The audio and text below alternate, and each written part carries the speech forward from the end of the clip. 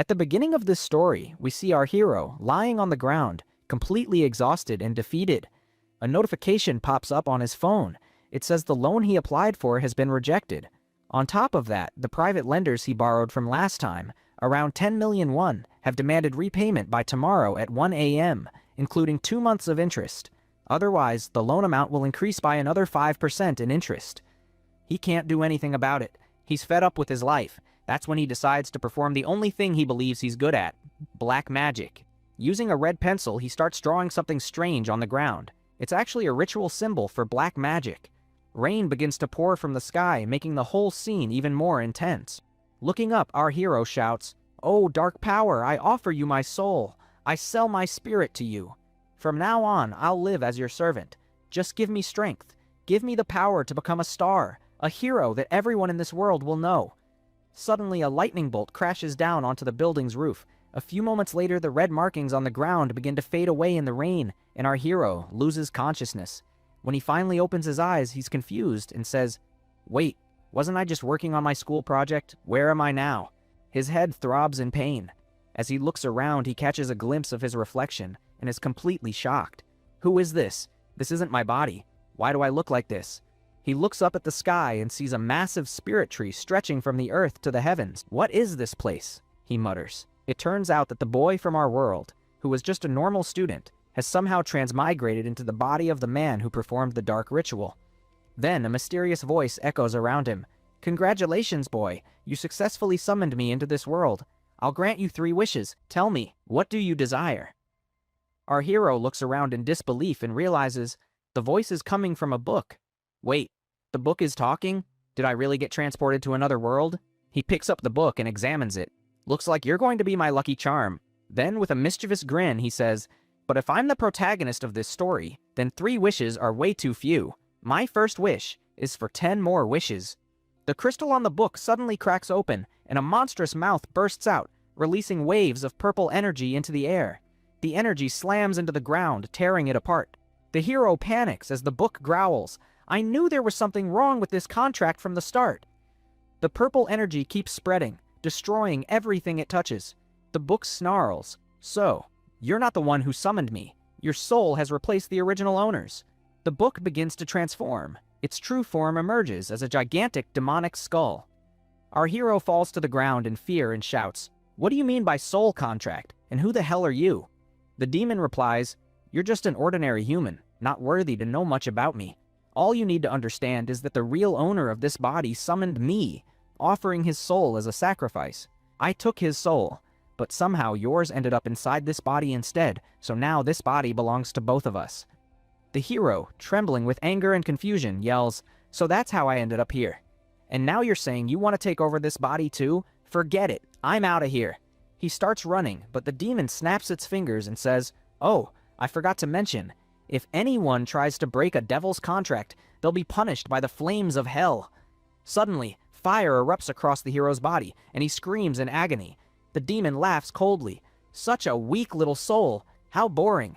Fine then, die here." But before the flames consume him, the hero shouts back, "Then according to the contract law, if one side makes a mistake, the other side has the right to fix it. I didn't even know what was happening. I was scared. So tell me, what's your condition?" The demon pauses, turning slowly. "You're trying to trick me, boy." The hero shakes his head. "No trick. A powerful being like you could have ended me in a second. But you didn't. That means you're testing me. You need a worthy candidate, don't you? So tell me, where do I sign your contract?" The demon stares for a moment, then bursts into laughter. "Interesting. Very interesting. You're the first human who's ever dared to negotiate with me."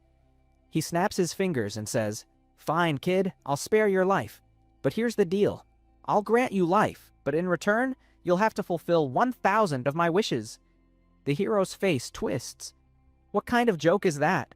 When I asked for 10 wishes, you called it unfair." The demon smirks. "Time's ticking. You've got 1 minute to decide, or your life ends here. So, what's your answer?" Suffering through unbearable pain, the hero finally gasps, "I have no choice. I accept." The moment he says it, his signature appears on the contract paper. That's when we finally learn his name, Shu-chan. Sometime later, Shu walks out of the building, his clothes burned and torn. Standing outside his apartment, he looks around and mutters, "So this is where this body lives." He recalls signing the contract and asks, "What do I do now?" But the demon, now back in the form of a book, replies coldly, "Do whatever you want. When I need something, I'll come to you." Then it vanishes. Shu sighs and steps inside the small apartment. What kind of place is this? He wonders. The house is small, poor, and lonely. Then he spots a paper on the table. It says he must donate 2 liters of blood every week to pay off the loan. Shu stares in shock. What kind of family is this? He mutters. But before he can think further, the door bursts open. A man storms in, swinging a metal bat at him. The blow sends Shu crashing to the ground. 3 thugs stand before him, one holding a steel pipe, grinning menacingly. On the side, a guy in a black coat says, "Bro, don't hit him that hard. He might actually die from this." Another man standing nearby replies, "Relax, he's an oracle. He can handle a little pain." The hero slowly starts to get up, glaring at them in anger. "Who the hell are you guys?" he growls. But before he can finish, another kick smashes into his face. The blonde guy sneers. "Did you forget? You missed last week's interest payment, and your old mother didn't show up to donate blood either. Tell me, where is she? Is she even alive? Because I sure don't see her anywhere in this dump." He keeps beating him while saying, "I don't get how your mom works so hard for trash like you, donating her own blood just to pay off your debts. Do you even realize how pathetic you are? You were born trash, you still are trash, and you'll die trash. You and your mother aren't even worth polishing my shoes." At that moment, memories flash through the hero's mind. His childhood, when he once came crying to his mother. "Mom, I can't stand seeing you suffer. I had a terrible dream today," he says. "I saw you weaving clothes until you fainted, and then you never woke up. I don't want that to happen to you." His mother looks surprised at first, then smiles warmly and says, "My son, don't worry so much. Whether you become an oracle or not, remember this. If the sky ever falls on you, I'll be the first to stand and hold it up, even if it costs me my life. I'll never let danger touch you. Just believe in yourself. You can do it." Suddenly, Shu's eyes start glowing bright blue. The thug, still furious, yells, "Hey, trash, are you deaf now?" But before he can react, a powerful punch slams into his face, sending him flying through the air and crashing into the wall. The man in the coat shouts, "Hey, I told you not to hit him that hard." Then, realizing what just happened, his expression turns to shock. "Wait, that wasn't one of us. That was him, the trash kid." Another guy mutters, "No way. Something's changed in him. Did he just break through to 2-star level?" Dark energy mixed with blue lightning begins to surge from Zhu's body. He looks at them coldly and says, "You talk too much. Didn't you ever think that all the things you've done might come back to you someday? So tell me, are you ready to pay the price for disturbing me?" The 2 men snarl angrily. This brat thinks he can act arrogant in front of us? A second-level weakling like him? Looks like we need to teach him a lesson. Maybe breaking 1 arm and 1 leg will do. As they approach menacingly, Shu thinks, "Is this the power flowing through my body right now, what they call oracle or second stage power? It doesn't feel that strong to me." One of them rushes forward with his steel stick, but Shu can clearly see his movements. When the attacker strikes, dust bursts from the floor, but Zhu is already gone. In the next instant, Zhu appears right beside him and kicks him hard under the ear. The man flies backward and collapses, knocked out cold. The second thug charges with his weapon, shocked by Shu's sudden strength. How the hell did this kid get so strong out of nowhere? Whatever, he's open now. He can't dodge this. He swings, but Shu spins back and kicks him straight in the stomach, shattering his stick in half. The thug screams in pain and falls to the ground. Begging for mercy, he raises his hands. "Please, don't kill us. We were just following our boss's orders. It wasn't our fault." Shu narrows his eyes and says, "Fine, I don't have a problem with that. Just go tell your boss not to mess with me again. He'll get his money on time. Now take your friends and get the hell out of here." The 3 of them stumble away. Shu watches them leave and says, "Hey, you're watching me, aren't you?" A glowing portal appears, and the demonic book floats out of it. "Impressive," Behemoth says. "Your intuition's sharper than I thought. You caught me." Shu smirks. "It was just a guess. My power suddenly skyrocketed. That couldn't have happened without help. So, was it you who gave me the power?" Behemoth replies, "Yes, you should be grateful. I can't let my servant get beaten up by mortals."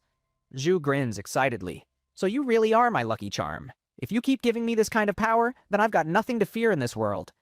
Behemoth's expression darkens. "Watch your tongue, human. You're not worthy of wielding my power. You only survived because you didn't draw out too much of it. If you had, you'd have lost control of your body, and probably died right here." Shu sighs. "So, you're saying I don't even get a reward for working for you? Come on, if I had more power, I could complete your wishes faster." Behemoth closes his eyes. "Listen, Every time you fulfill one of my wishes, I'll reward you, but you can't recklessly use my power, not unless you have a death wish. Shu looks disappointed. Meanwhile, Behemoth thinks to himself, this boy truly surprised me. I gave him only a portion of my power, yet he absorbed much more and stabilized it perfectly. Could he really be my destined vessel? Shu interrupts his thoughts. So tell me, what's your next wish? Behemoth looks startled. My next wish? Yeah, Shu says eagerly. The faster I complete your wishes, the better rewards I'll get, right? So come on, tell me. Behemoth turns away. I haven't decided yet, and now's not the right time. Shu sighs. Then what am I supposed to do now? Behemoth walks away, saying, do whatever you want, I don't care. And with that, he disappears. Shu scratches his head, thinking, I don't even know anything about this world. Guess my first job is to learn more about it. He checks the phone of the body's original owner and notices there isn't a single message from family. But suddenly his heart skips a beat. There's a message from his older sister saying their mom suddenly lost consciousness and has been admitted to Tianland Hospital. She begged him to come as soon as possible. The message was already 6 hours old. The next moment, the scene shifts to the hospital. Shu opens the door and steps into a cabin where a woman sits by the bedside of an elderly patient. The atmosphere feels heavy and tense. Shu thinks, this must be my sister. And that woman on the bed, that's the mother of this body. The woman lying there looks old and frail, her body weak and fragile. Shu's eyes soften. The face I saw in my dream, she looks even worse now. Then, lowering his head, he says, Sis, I'm sorry I'm late. How's Mom? His sister snaps back, So? What's your excuse this time? Were you out training again? Or did you have some great breakthrough? Maybe you were busy summoning a god into this world, huh? Tell me, which excuse is it this time? Her voice trembles with anger as she continues. Do you even realize what Mom's been going through just to pay off your loans? She worked herself to the bone, and now look at her. She's so weak she can barely stay conscious. We can't even afford a proper hospital room, and you couldn't even bother to show up earlier. What did she ever do wrong to deserve this? She ruined her entire life raising you, and you can't even be here for her now. You heartless bastard. Tears fall from her eyes as she cries. Look at Mom. Her blood isn't even flowing properly. She's alive only because of her willpower, but that won't last long. Do you even understand what I'm saying? Then she drops a debit card on the table and says, This has enough money to cover your next 6 months of expenses. From now on, I'll take care of Mom myself. You don't need to come back. As for your debts, handle them on your own. We won't take any more responsibility for you. Shu stands frozen, unable to speak. His sister wipes her tears and says one last thing before leaving. From this moment on, whatever bond we had, it's over. Later, Shu walks out of the hospital, silent and dazed. From inside the book, Behemoth's voice echoes. See, you have no one in this world. Not even that body belongs to you. So don't let it get to your heart. They were never your family to begin with. Shu lets out a small smile. It's fine. Honestly, it helped. I got to see more of this body's past memories. And you know what's funny? I never thought I'd hear you trying to comfort me like that. Behemoth turns away, muttering, Don't get the wrong idea. I just don't want you getting lazy. If you do, it'll take forever to fulfill my wishes. Shu laughs. There's no way I'm slacking off. The more rewards you give me, the stronger I'll become. And once I'm strong enough, I'll fix everything that's broken. Behemoth smirks. Good. Prove your worth. Show me your strength. When you do, everything else will start following you naturally. You don't need to overthink it. Shu grips his hoodie, pulling it tight as powerful energy bursts from his body. It's time to change everything, he says, stepping forward. The scene shifts to a nightclub. Inside a luxurious private room, several men are gathered, discussing business. A man with a cigarette sits between two models and says, Tell the collectors to move faster. The higher-ups don't like waiting. One of his subordinates speaks up nervously. Boss, there's been a little problem in District A. 3 of our men were injured by a student. The boss frowns. What? The collection date hasn't even come yet. Why were they there? The man replies, Probably trying to earn some extra cash. You know how greedy they are. The boss exhales smoke in frustration. People like that ruin my reputation. You know the rules, right? Take care of it. Yes, boss, the butler says. We'll handle it, but this case is unusual. Out of the 3 injured men, 2 were 3rd-level awakeners and 1 was 2nd level. The kid who beat them? He's only a 2nd-level apprentice. The boss's eyes narrow in surprise. Give me the report. He scans the papers and sees Shu's photo and details. This kid. There's no way he's just level 2, the boss mutters. He's hiding his true power. A level 3 awakener's strength equals that of 10 level 2s. so he's concealing himself. He smirks and tosses the papers aside. Keep a close eye on him. We can't afford to waste talent like this. The scene cuts back to Shu, who's jogging early in the morning. A guy on the street waves at him and says, "Hey, Ka-chen, you're up early today. I've got 400 bottles of this new Butterstar energy drink. Want a few?" Shu shakes his head and keeps running. The guy laughs and says, "You're in a great mood today, huh? That's how young people should be, energetic and positive." The narrator explains that Shu continued this routine every day, slowly adapting to his new body. Over the past few days, Shu thinks, I've learned a lot about this world. People here use different types of supplements to boost their power. Those who take them and awaken are called auditors, but these supplements are incredibly expensive. Shu starts doing pull-ups. 1, 2, 3, up to 100. Dropping to the ground, he smiles. I don't know what's special about this body, but it's already strong. People here don't exercise much. They just rely on supplements. But back in my world, I learned that training keeps the body truly healthy. Besides, this body was already well built by its previous owner. Suddenly his phone rings. He answers it, and someone yells from the other end, Ka-chen, this is your school representative. When are you planning to show up? The teachers are already warning you. You can't keep skipping classes like this. And don't tell me you forgot. I reminded you last night. Feeling a bit uncomfortable, the hero nodded in agreement. Though deep down he thought, I completely forgot about that. Then the scene shifted. He arrived at his college, where the teacher was explaining the history of Orator. The hero paid full attention, carefully taking notes. There were a total of 6 levels, E, D, C, B, A, and S ranks. To move up, one had to reach the peak of their current rank. The teacher displayed a list showing how each rank had several smaller stages. Anyone who managed to reach the S level was considered almost godlike. Their power was incomparable. The E rank was considered the weakest, and the city itself was divided according to these rankings.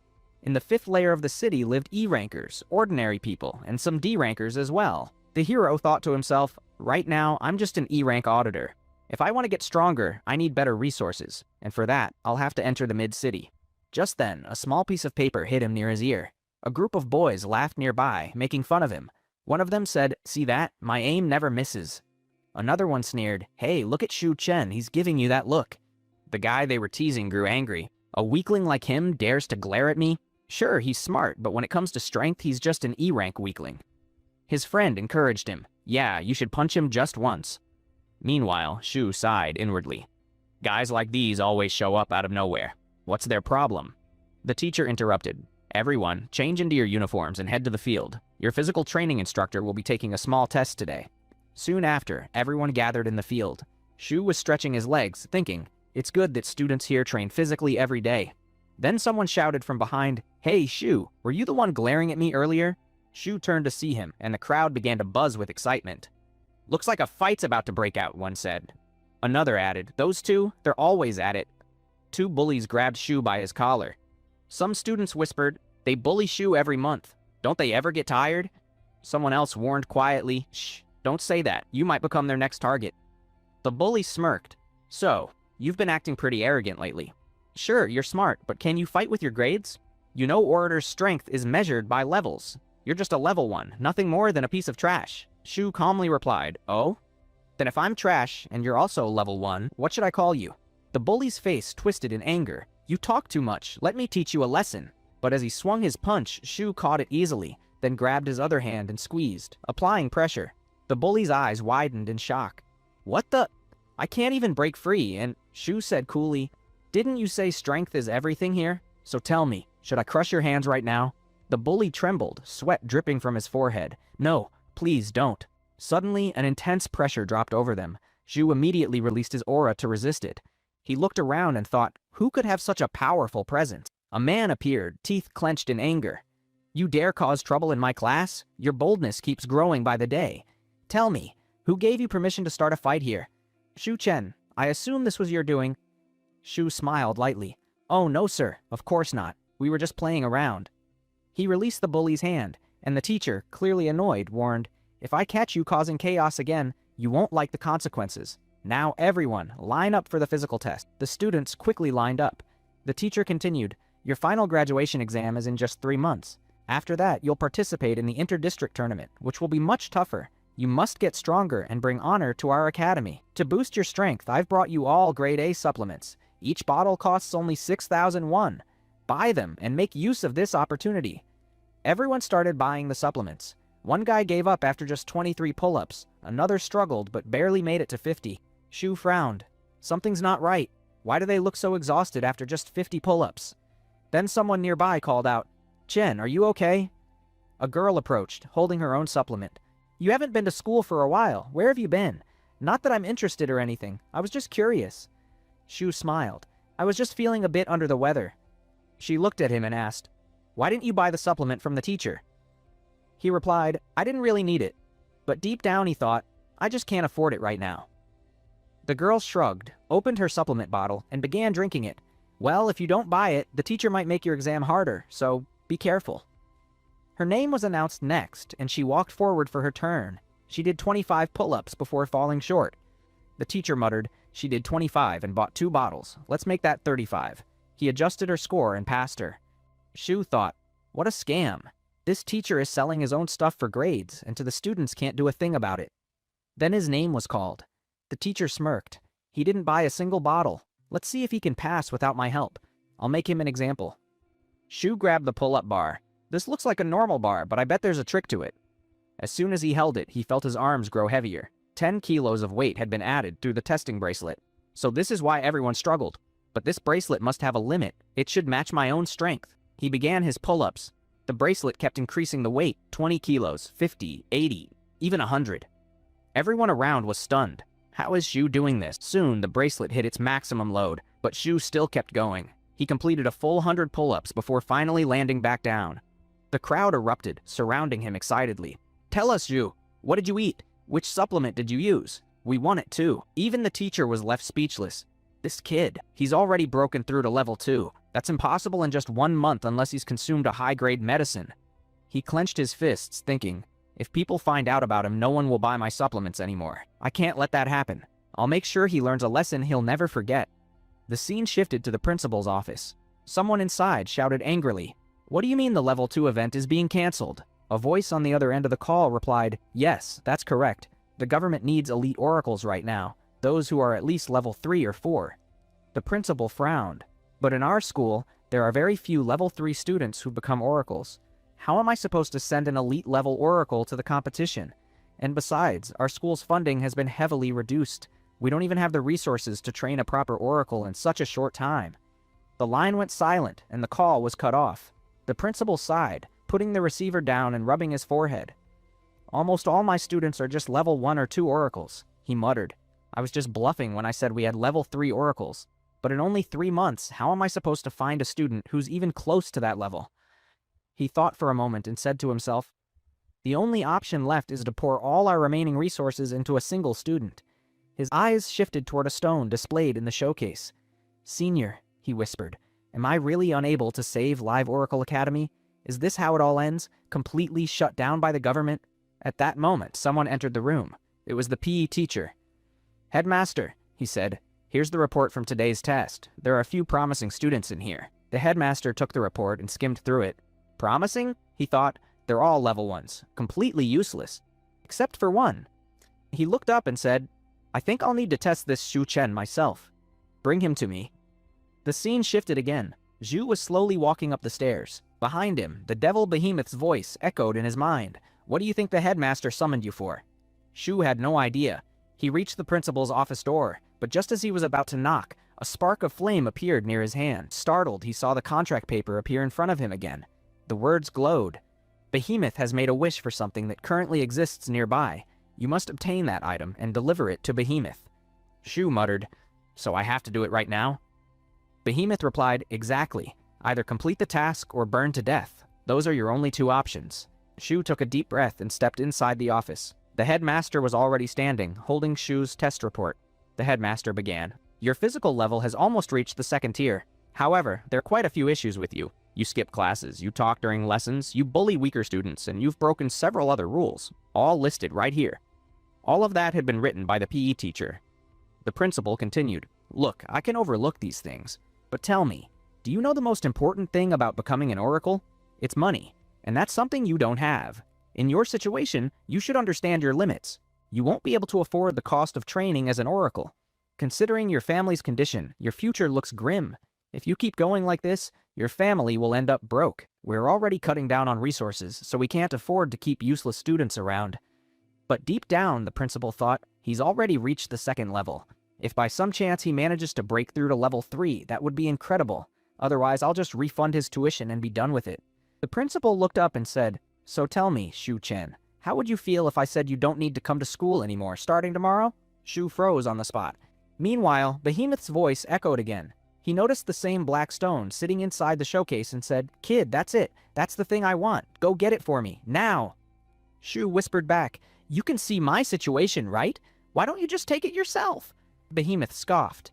"If I could, I wouldn't be sitting here waiting. I can only take things you've claimed as your own and then given to me.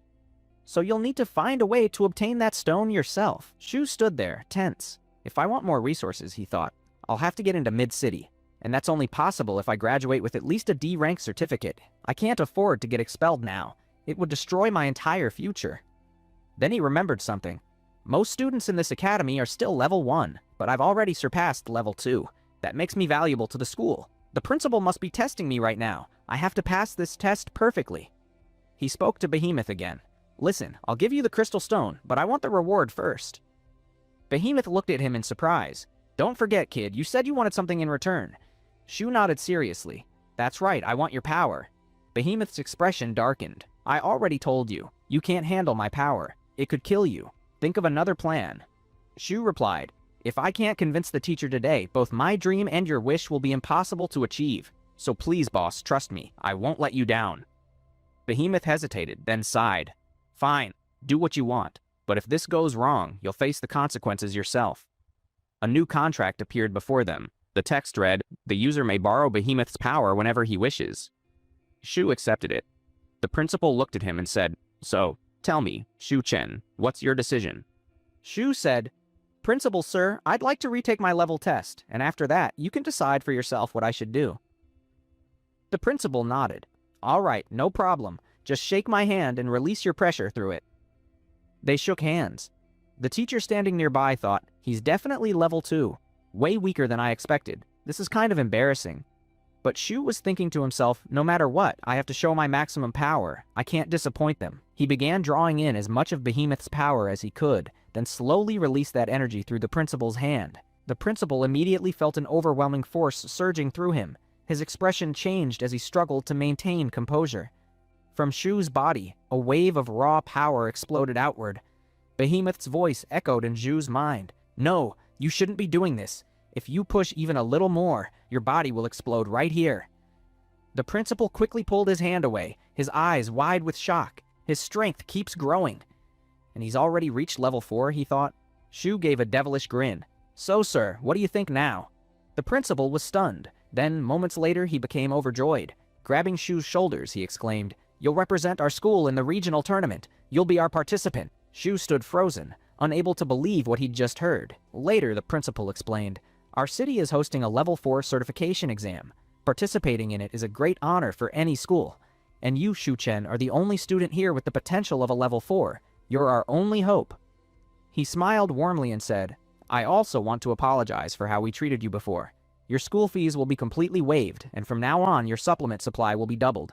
If you have any other requests, just tell me. We'll do everything we can to support you." He paused and added, "But please, promise me you won't leave this school. You're an outstanding student, and I know other academies will want to recruit you, but our future depends on how you perform in this exam.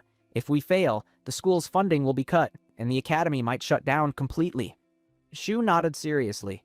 "Understood, Principal. I'll represent our school with everything I've got. But in return, may I have that black crystal from the showcase behind you?"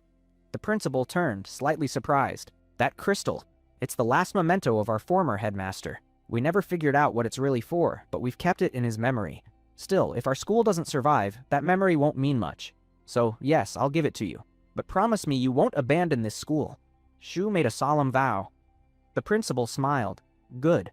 But Shu, I'm curious. What kind of power did you use that made your strength rise so dramatically?" Shu hesitated for a moment, then said calmly, "I've been training to suppress my strength, to hide it so no one can predict my power. I hope you'll keep this a secret, sir." The principal, nearly in tears, said, "Of course, I won't tell anyone. To think that someone this talented can even hide his skills. What a genius." Just then, a girl entered the room. The principal said, transfer Shu Chen immediately to the elite class. She smiled at Shu. Show me what you've got. A little later, the girl was walking with Shu through the hallway. Our school's 3rd floor is reserved for the elite class, she explained. It's been a long time since I've seen the principal smile like that. You must be something special. They chatted casually as they walked. Suddenly, someone shouted Shu's name from behind. It was the PE teacher, running toward them in tears. He said, I tried my best to convince the principal, but he wouldn't listen. Your grades were good. You didn't deserve this. Every student deserves to study. I hope you'll keep working hard even after you leave this school. He genuinely thought Shu had been expelled. The girl looked confused. Teacher, what are you talking about? Shu Chen's been transferred to the elite class. I'm taking him there to register right now. The PE teacher froze, completely stunned. The girl added, oh, and the principal wants to see you. He seemed really angry, so you should go quickly. The PE teacher's eyes widened in horror. Looks like it's my turn to get scolded today, he thought nervously. The scene shifted to that night. Shu was lying in bed, staring at the ceiling. Going from level 2 to level 4 isn't something to joke about, he murmured. That day, I borrowed Behemoth's power, but now I have to reach level 4 on my own within 3 months, and I don't even have the money to invest in training. What should I do? He sighed heavily. Behemoth's voice echoed. If you want more help, more rewards, you'll have to keep fulfilling my wishes. He looked at Shu closely. And don't even think about using my power for long during the tournament. Your body won't handle it. Shu closed his eyes. Yeah, I know. But at least now I'll be getting extra supplements from the school. Just then, his phone buzzed with a notification. It was a reminder that his loan payment was due in 5 days. The thought made his chest tighten with anxiety. The next morning, Shu arrived at school and was immediately surprised. The hallway to his new classroom looked like an abandoned factory. Dust everywhere, walls cracked. Suddenly, someone called out, Shu, over here. He turned to see a yellow-haired man waving at him. Come on, this way. The class is over here. After walking for a bit, Shu realized the man was actually the teacher of the advanced class. His name was Jung. Shu noticed the classroom name tag was taped up with paper and scotch tape. How can an advanced class look like this? He asked, Sir, how many teachers are there in the advanced class? Jing scratched his head, looking tired. Just me. The school's in pretty bad shape, you know. We don't have enough funds, and advanced class teachers are expensive. That's why things are falling apart. Shu realized just how serious the situation was. The school was collapsing from the inside. Jung opened the door and said, Here we are. This is your class. I promise, the facilities won't disappoint you. Shu stepped inside, and his eyes widened. The room sparkled with light. Some students were training. Others were punching targets or sprinting on the track. Shu thought, this looks more like a premium gym than a classroom. The students looked strong and determined, but every single one of them was staring directly at him. Then the teacher clapped his hands and said, All right, everyone, gather around. Our main character greeted everyone politely, but suddenly a red-haired student from the back said, Is he even worthy of being here? How did he get enough strength to join the advanced class? Hey, tell us, what did you feed the teachers to get yourself in? Before the tension could rise, the teacher shouted, Moo-ho! Watch your mouth! Don't spread such stupid rumors! Meanwhile, Shu thought to himself, There's always a clown like this in every story. That red-haired boy smirked with a devilish look. Then you'll have to prove it. I'm formally challenging you, Shu Chen. Let's duel and see if you really belong here or not. Everyone around started whispering in shock. A formal challenge? It's been ages since anyone's heard of that, one student said. Another added, Moo-ho's the strongest guy in our batch. Fighting a newbie like that, it's pure bullying. This is insane. Off to the side, a yellow-haired guy was lifting dumbbells, sighing. Great, here we go again. More drama. Then a pink-haired girl giggled. Hey, look. Moo-ho just challenged the new kid. Shu, calm and confident, said, All right, no problem. I accept your challenge. The teacher looked completely shocked. He tried to stop them, but it was too late. The rules were already set. It would be a formal challenge. No one was allowed to injure their opponent, and it would be treated as a kind of practice match before the real tournament. The scene shifted to the principal's office, where the principal looked stunned. Didn't that PE teacher tell me already? This Shu Chen kid has bad behavior. He bullies others. Looks like he was right. The boy just got here and already challenged someone. But the PE teacher quickly replied, No, sir. Shu didn't challenge anyone. Moo-ho was the one who started it, and neither of them is willing to back down. I don't think we can stop this duel. The principal sighed deeply. The teacher thought to himself, maybe this is a good opportunity. I'll get to see just how strong Shu really is. He's been hiding his true power all along. He ordered the arena to be prepared and officially authorized the challenge. Sometime later, the teacher stood in the middle of the training hall. On either side of him stood Shu Chen and Mu Ho, facing each other. In front of them was a circular platform with a small device that displayed their levels once they placed their hands on it. Both of them were E-rank level 2 oracles. Mu Ho glared at Shu and thought, "So you're level 2 as well, huh? Doesn't matter. I've been training way longer than you."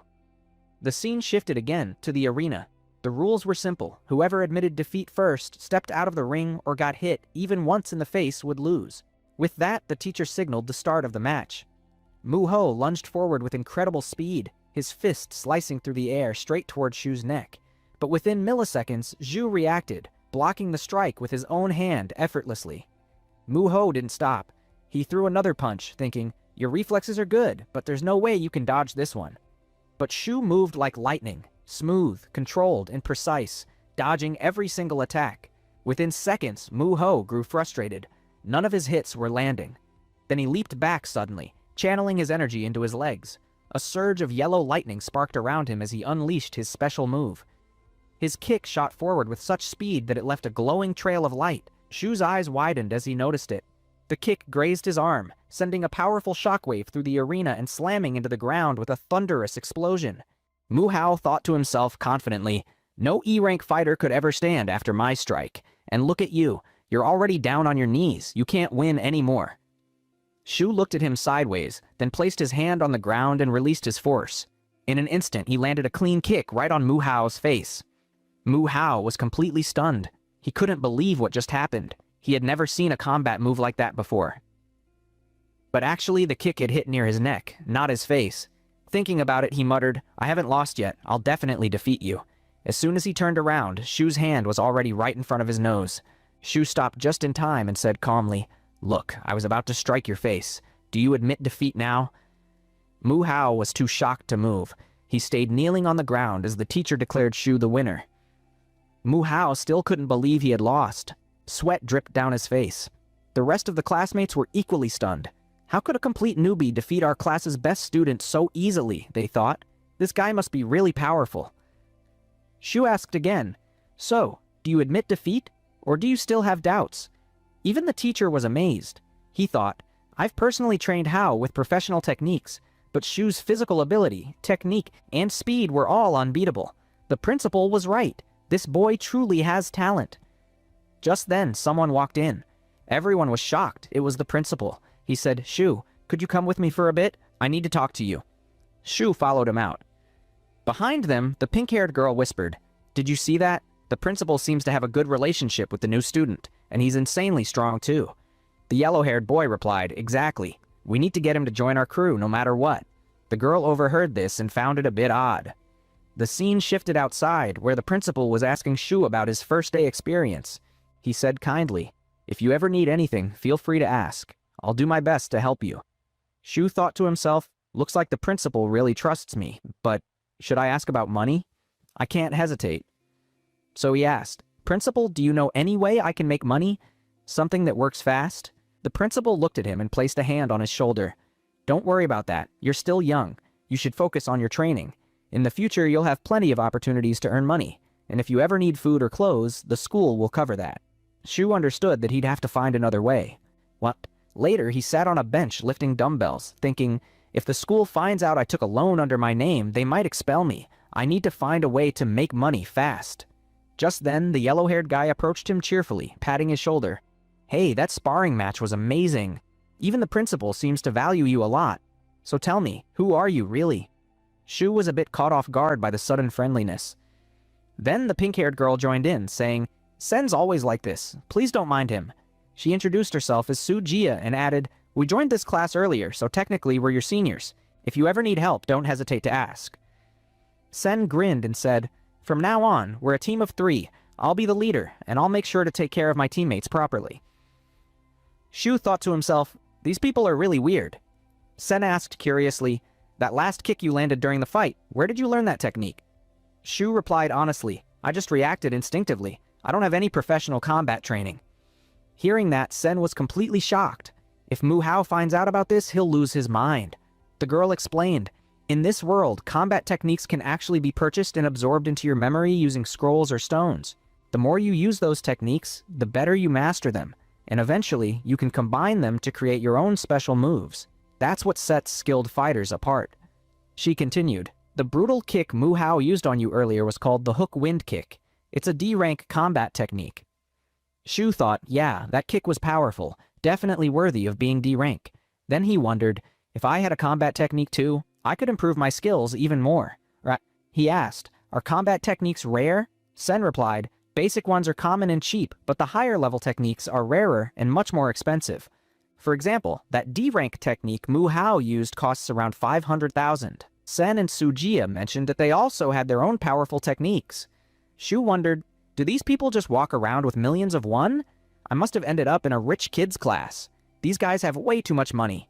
Then he realized, if their families are this rich, they probably know ways to make money too. So he asked, do you know any way I can make unlimited money? Fast? Sen joked, well, if you can do anything, then just rob a bank. Shu frowned, come on, I'm serious. Tell me something real. Sen thought for a moment, then said, all right, you could go to the Black Water District. You can make a lot of money there in a short time. Sujia smacked Sen on the head. Don't give him such bad ideas. If the teachers find out, you'll get punished. Shu asked curiously, the Black Water District? What's that? Sen warned, don't even think about going there. That place is dangerous. Anything can happen. It's completely banned by the school. If you're caught there, you'll be expelled immediately. Just treat it as a joke. Then he asked, by the way, how much money do you need? Shu coughed awkwardly and said, around 300,000. Both of them were stunned. 300,000? That's insane. They quickly backed off, saying, we don't have that kind of money. We're broke. As they left, Shu thought, the Black Water District sounds interesting, and I don't really have another choice. I'll have to explore it after school. The scene shifted to nighttime. The camera showed a banner reading Blackwater Road. Shu arrived there, looking at his phone. So this is the place Google Maps calls the Blackwater District, but it looks completely destroyed. He muttered, let's see what's inside. Then he asked, hey Behemoth, what do you think could be in this city? But Behemoth didn't respond. Guess he's busy with something important, Shu thought. No problem, I won't go too deep. The outskirts shouldn't have any strong people anyway. I've already borrowed level 4 power from Behemoth for emergencies. That should be enough. Slowly, he moved forward, wondering, how am I supposed to find money in this deserted place? Suddenly, he noticed footprints on the ground. Following them, he reached a door with faint light coming from inside. He approached it and entered the house, unaware that 2 people were quietly following him from behind. Actually, there were a lot of people there, and they were all glaring at Shu with bloodthirsty eyes. The hero steps inside, completely shocked. He thinks, this place looks totally different, so this is the real Blackwater District. After a while, Shu notices how some people don't even have homes. They're sleeping out in the open, under the night sky. On the other side, some folks, their faces covered, are making shady black market deals. Shu thinks, looks like this place runs on jungle law.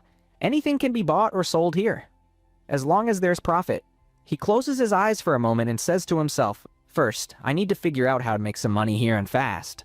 But before that, he suddenly turns around and says, hey, how long are you guys planning to follow me? From behind, a few thugs step out smirking. Well, well, kid, you caught us. Not bad. We were just waiting for the right moment to knock you out. Shu looks confused. Why would you want to knock me out? One of them licks his lips and says, don't play dumb, kid. You know how this works. Rich brats like you fetch a nice ransom when we hand you over. We get paid big. Shu thinks, these idiots. If only they knew I don't even have a single coin in my pocket, and they're here thinking my family's rich. The man slaps Shu lightly on the cheek and says, all right, kid, now that you've seen our faces, you're coming with us. Don't worry, we won't hurt you much. We just need our ransom, and if we feel generous, maybe we'll let you go. If not, your body's worth a decent price too. Shu smirks. You guys sure are straightforward, but you really think you can pull that off? In the next second, Zhu unleashes his level 4 strike. The thug slams face first into the ground. His 2 buddies freeze in shock, then pull out their small daggers, yelling, you heard our boss. We're gonna teach you a lesson. They rush at Shu, but suddenly 2 crates come flying out of nowhere, smashing right into their heads.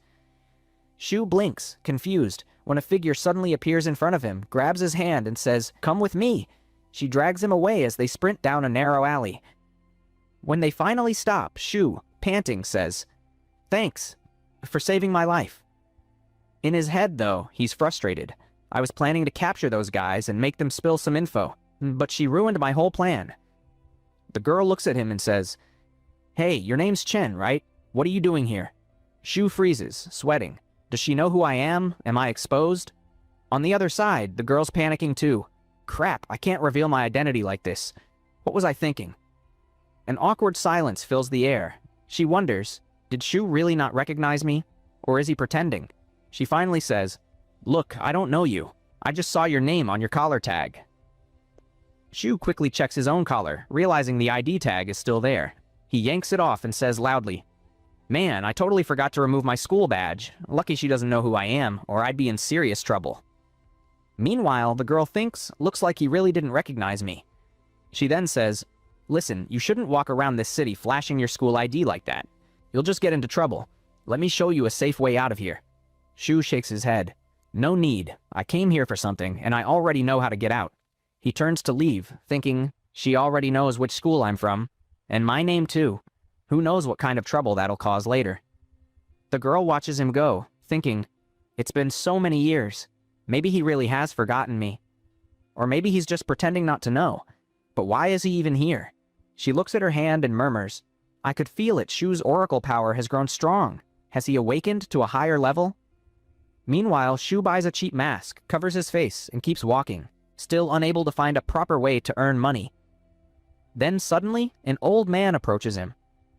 "Hey kid, you don't look like you're from around here. I've lived here a long time. If you want, I can be your tour guide." Shu immediately asks, "Just tell me, how can I make money fast?" The old man grins. "Oh, that's easy. Come with me." He thinks, nice, I'll get my commission out of this too. They walk into an underground chamber, a secret fight arena where wrestlers brawl inside cages. The crowd is roaring, "Hit him, hit harder." Shu and the old man arrive just as the announcer hypes up the next match. Here, people bet on fighters. Today's fight is special. Whoever wins not only takes the prize pool, but also earns a small cut of the bets. Shu looks around. These fighters, they're only level 1, but that prize money. His eyes catch the number, a total pool of 4 million. The bookie asks, "So, how much do you want to bet? Which fighter should I place your money on?" Shu says calmly, "Forget that. I want the whole prize pool." The man stares, speechless. Meanwhile, the same girl secretly sneaks into the arena, watching from a distance. Why is Shu Chen here? In a place like this? The crowd is still chanting, and her eyes shift toward the cage where Shu stands face to face with a massive musclehead fighter. The opponent growls, "Before you lose, remember my name." But before he can finish, Shu lands a single, clean punch to his face, sending him flying out of the arena. Shu smirks. Well, that was easy. Another fighter charges in, shouting threats, but Shu launches him into the air too. The third fighter walks in trembling, already terrified. From a nearby monitor, someone's watching the arena manager. "I thought that kid was weak. That's why I even let him fight. We can't let an outsider win all that money. It'll bankrupt us." Another worker rushes in, panicking. "Sir, if this keeps up, the crowd's gonna riot. They're already demanding refunds." The manager clenches his teeth. "No matter what, that kid can't win. Announce a special match. Release the monster." Gay. Shu takes down his final opponent and says, "So that's it?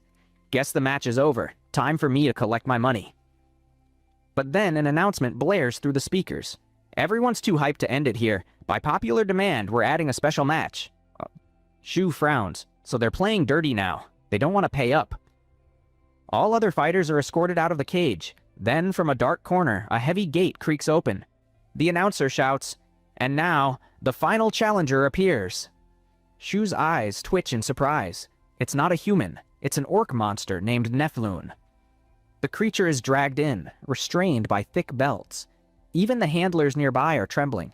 When they finally unchain it, the beast crashes to the ground, starved and enraged, its body looking like it hasn't eaten for weeks.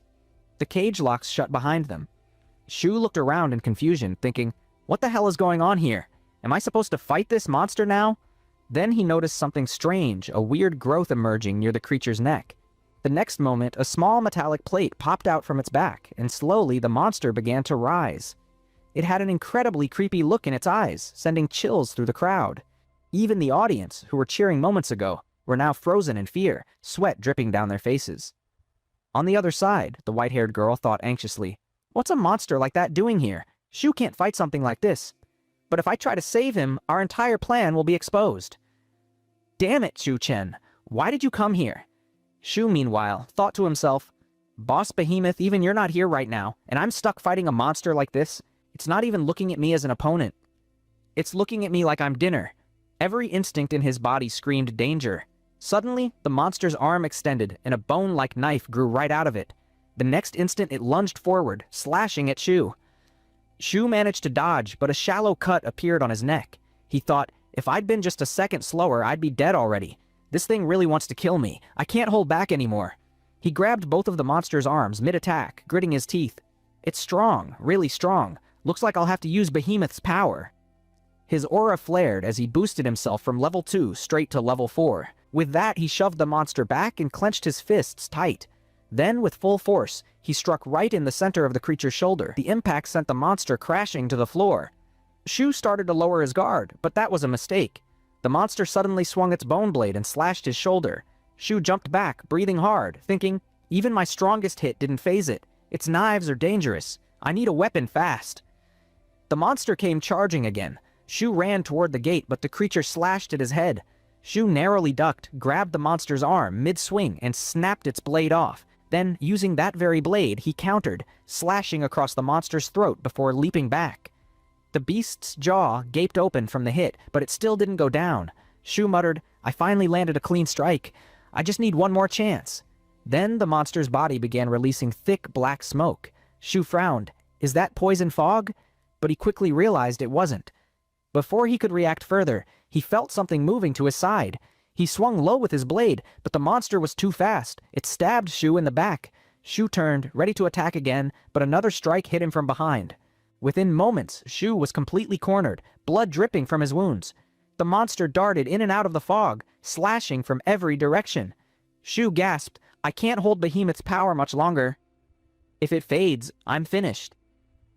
Focusing all his senses, he whispered, Focus. His eyes began to glow with light as he scanned the air. That's when he noticed tiny waves in the green mist moving unnaturally. There you are, he said, charging forward.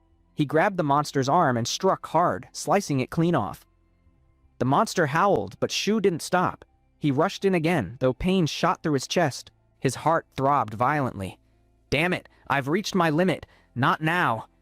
The monster swung with its remaining arm, hitting Shu's hand so hard that his blade flew off. Then, with its long green tongue, it lashed forward, piercing straight into Shu's stomach. Shu gritted his teeth. This isn't over yet. I can still borrow more power. His eyes burned brighter as he grabbed the creature's tongue and yanked hard. Then he seized its jaw with both hands, whispering, I need that money. You left me no choice. With a roar, Shu ripped the monster's jaw wide open until it tore in half. The scene shifted to the control room. The manager stared at the screen, unable to see anything inside the cage. It was covered in thick smoke. One of his assistants said nervously, Boss, the smoke's clearing.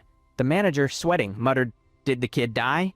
Then, as the fog lifted, his eyes went wide in disbelief. No way. This can't be real. The white-haired girl also stood frozen in shock. I'm seeing this with my own eyes. How is this possible? Some of the audience screamed with excitement. They had won their bets. Others sat in disbelief, unable to comprehend how a human boy had just defeated a monster. Inside the arena, Shu stood tall, holding the monster's two torn halves in each hand before throwing them down. Then he glared straight into the manager's security camera with a devilish smirk. The guards nearby were speechless. The manager, trembling, slumped into his chair, pulling at his hair. He really won. I have to pay him all that money. And that monster, I spent my life savings buying it. I'm ruined. Moments later, the announcement echoed, Ladies and gentlemen, we have our tournament champion. Please follow our staff to collect your prize. Shu smirked slightly. So it's finally over. Backstage, a man opened a suitcase filled with cash and said, There's 5 million won in here. Zhu reached for it, but before he could, the manager snapped the case shut. Wait, he said in a shaky but angry voice. I've changed my mind. You can still get the full amount. If you agree to become our contracted fighter, whenever we need you, you'll fight for us. Otherwise, you can take just 1 million won and leave. Eh? Shu asked calmly. And why's that? I want to hear the reason. The manager exploded, shouting, Because of you, all my contracted fighters quit, and you killed my special match monster, worth nearly 4 million. You broke multiple agreements, and you owe compensation for that. Shu gave a cold, arrogant smile. Didn't you say before the match that once I stepped into the ring, my life was in my own hands? You made me sign a life and death contract where either side could kill without consequence. So tell me, where exactly did I go wrong? He took a step closer, his tone darker. Besides, you threw a monster at me, not a human opponent. That thing wasn't fighting me, it was trying to eat me. The manager couldn't even breathe properly, sweat dripping from his forehead. Shu's eyes glowed faintly as he released a bit of his aura. His voice deepened. I want my 5 million. Not a single one less. Not a single one more. The manager, shaking, pulled out a gun. Who do you think you are, huh? You think you can just do whatever you want? You think you'll take the money and walk out of here alive? Keep dreaming, kid. Shu stepped forward, crushed the gun right in the manager's hand, and said coldly, So, you really think you can stop me? The manager screamed in pain as the bones in his hand shattered completely. Kill him! All of you, right now! He shouted. All the security guards drew their guns and aimed straight at Shu. Shu gave them an intense, deadly look. The scene then shifted to the arena, where the girl and the audience could hear gunshots echoing from somewhere nearby. Suddenly, one of the guards crashed through the control room window and landed right in the middle of the audience. People gasped, confused. Is this some kind of movie shoot? How can they jump from that height? Don't they care about their lives? Someone shouted. Meanwhile, the white-haired girl thought to herself, is Shu the one causing all this chaos? The scene shifted back to the manager's office, where the guards were being brutally taken down one by one. One of them aimed his gun and fired at Shu, but Shu dodged easily, grabbed the guard by the face, and slammed him through the wall, bursting out of the room. The rest of the guards rushed outside, shouting orders. Lock down the city. Block every exit. No one gets out. Shu ran down the dark alleys, breathing heavily. My heart's pounding like crazy. I must have used too much of Behemoth's power. And that wound in my stomach, it's deeper than I thought. If this keeps up, I'll lose consciousness soon. Just then, someone grabbed him by the collar and pulled him into a narrow alley covering his mouth. Outside, the guards yelled, He was right here. Where did he go? Search everywhere. He couldn't have gone far. The person let go of him. Shu looked at her suspiciously. The girl said quickly, Listen, I know a secret passage out of here. You can escape safely if you follow me. A few minutes later, they reached a tunnel entrance. The girl pointed ahead. Go straight from here and you'll get out of the city. Hurry up. If you don't, they might seal this route too. Shu took off his mask and said, Thank you so much. Then he ran off into the tunnel. The girl watched him leave when suddenly her phone rang. A voice on the other end said, Linnea, are you back inside the Blackwater district again? The girl replied, Sister, I'll talk to you later. Please, give the phone to Grandpa. I need to discuss something important with him. The scene shifted again. Shu entered his apartment, tossed the suitcase aside, and dropped to his knees. Sweat was dripping down his face. My heart hurts so much. I don't think I can hold on much longer. Is this the end for me? No, it can't be. Then he lost consciousness and collapsed on the floor. A panel appeared, showing Zhu's background. He still had a 90 million credit loan. How did he even borrow that much? Someone wondered. The scene changed again, showing a woman speaking softly. Mom told you he'd recover completely in 2 or 3 years. But forgive me, I lied to you. The truth is, I only have 2 or 3 years left.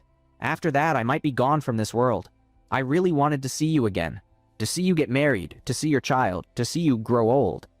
To touch your face just once more. Please come back. On the other end, Shu's voice trembled. Mom, I'm so sorry. I've caused you so much pain. I can't even look you in the eyes again. 3 years later, Shu sat by his mother's grave, crying, begging her to come back just once more. But it was too late. Tears fell from his eyes, and then we saw Shu wake up suddenly. It had all been a dream. He sat up quickly, realizing it was morning. Looks like somehow I made it back to this body's owner's house. I'm still alive. Maybe that dream saved my life and pulled me out of the darkness. But how much time has passed? Then a voice spoke. So, you're finally awake. Zhu's eyes twitched. Boss, where have you been all this time? Behemoth replied, I had some urgent business outside. When I got back, you were lying unconscious on the floor. Do you realize you've been out for 2 days straight? Let me guess. You got into another fight and used too much of my power again. How many times have I told you not to overuse it? Keep this up and one day you'll really die for good. Shu, covered in sweat, said, "I didn't have any other choice." Behemoth sighed. "You think if you die again, I'll be able to bring you back? Remember this, when I revived you last time, I used more than 80% of my power. I'm weaker now. If you pull another stunt like that, I won't be able to save you. You've been given another life. Learn to value it. Not everyone gets that chance." Shu smiled faintly. "You're right. I'll be more careful from now on." He explained everything that had happened. Behemoth asked, "So that monster you fought, it wasn't from this world?" Shu replied, "I don't know, but I'm not going back to that arena again."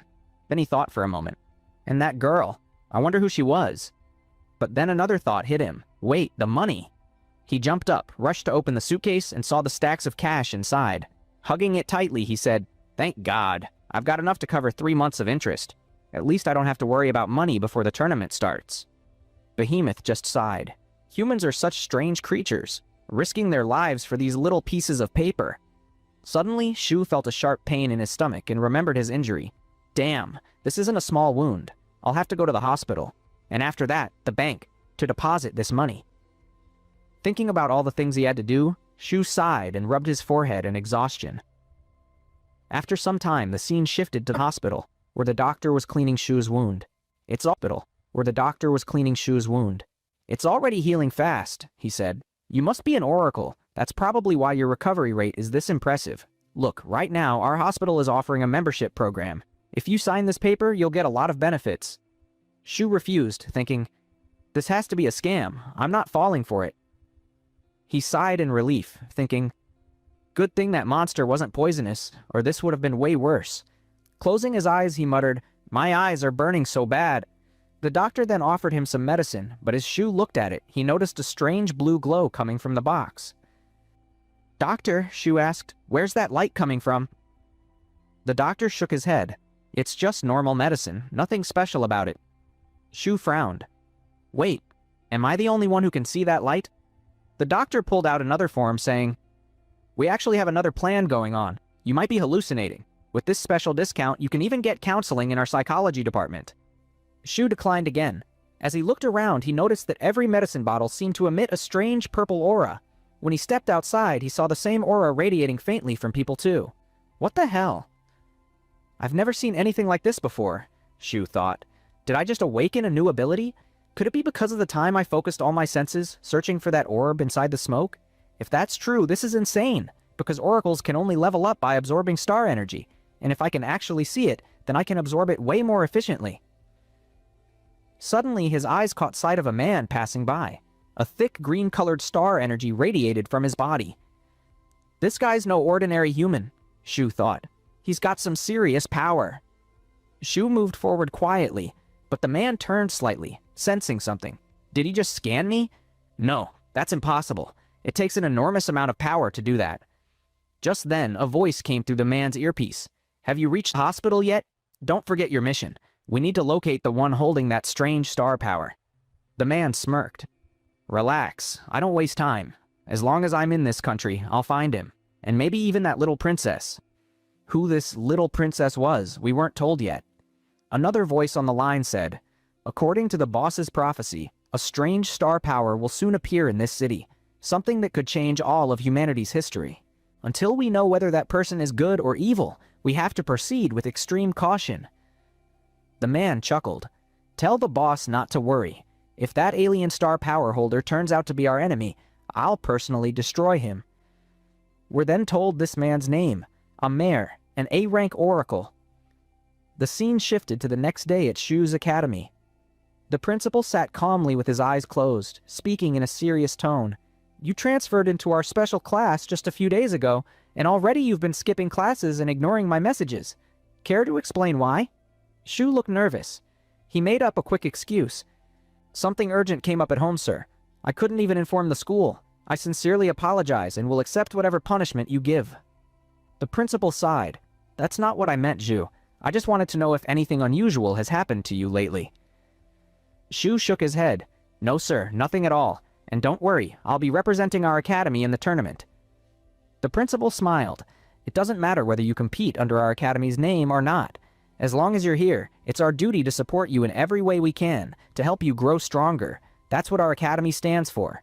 Hearing that, Shu was deeply moved. He closed his eyes and said, "If our academy cares about us this much, then I'll give everything I've got to bring glory to our school in the tournament." The principal nodded. "Good, now get to class. Your friends have been really worried about you." Shu was surprised but left quickly. As soon as he entered the classroom, the pink-haired girl and the yellow-haired boy ran up and hugged him tightly. "Where the hell have you been all this time?" they shouted excitedly. Shu gave them a few vague excuses.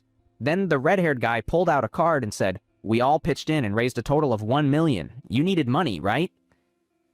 Shu remembered how desperate he had been when he'd asked them for help earning 300,000, never expecting they'd take it so seriously.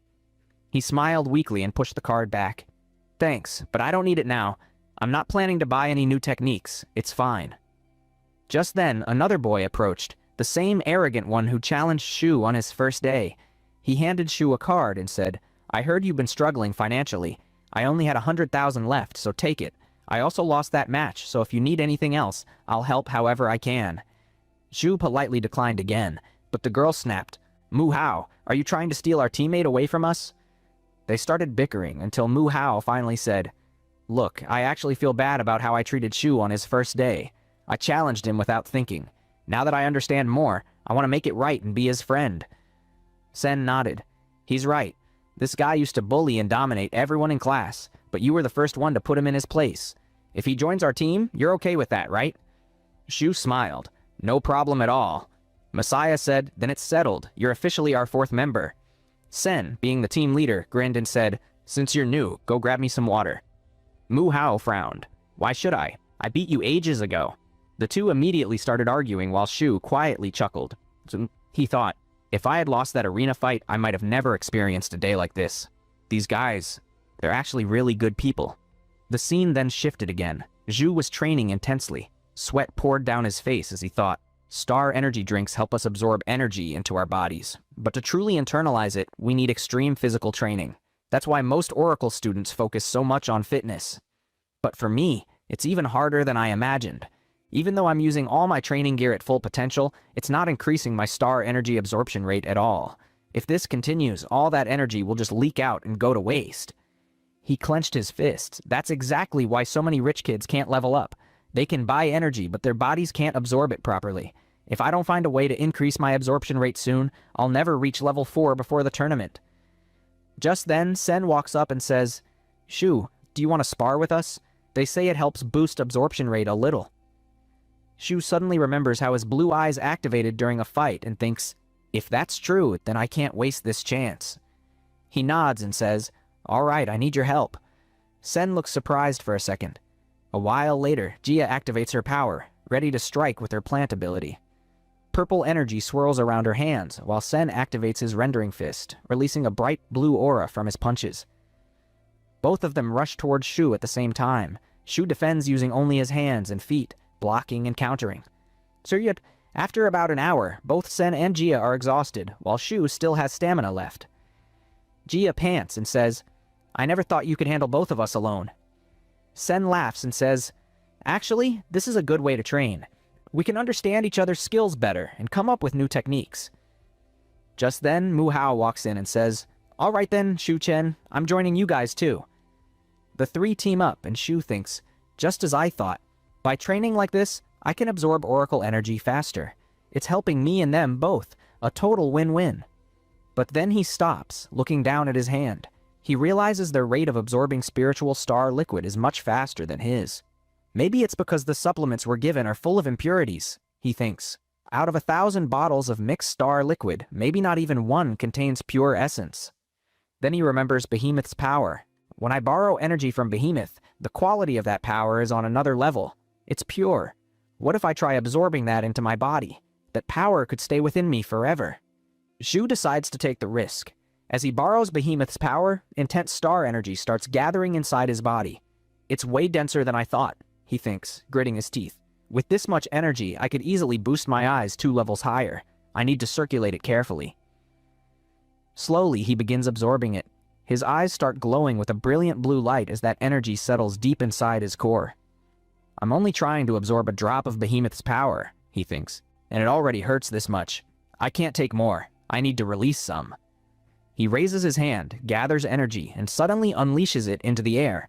The explosion is so strong it shakes everything nearby.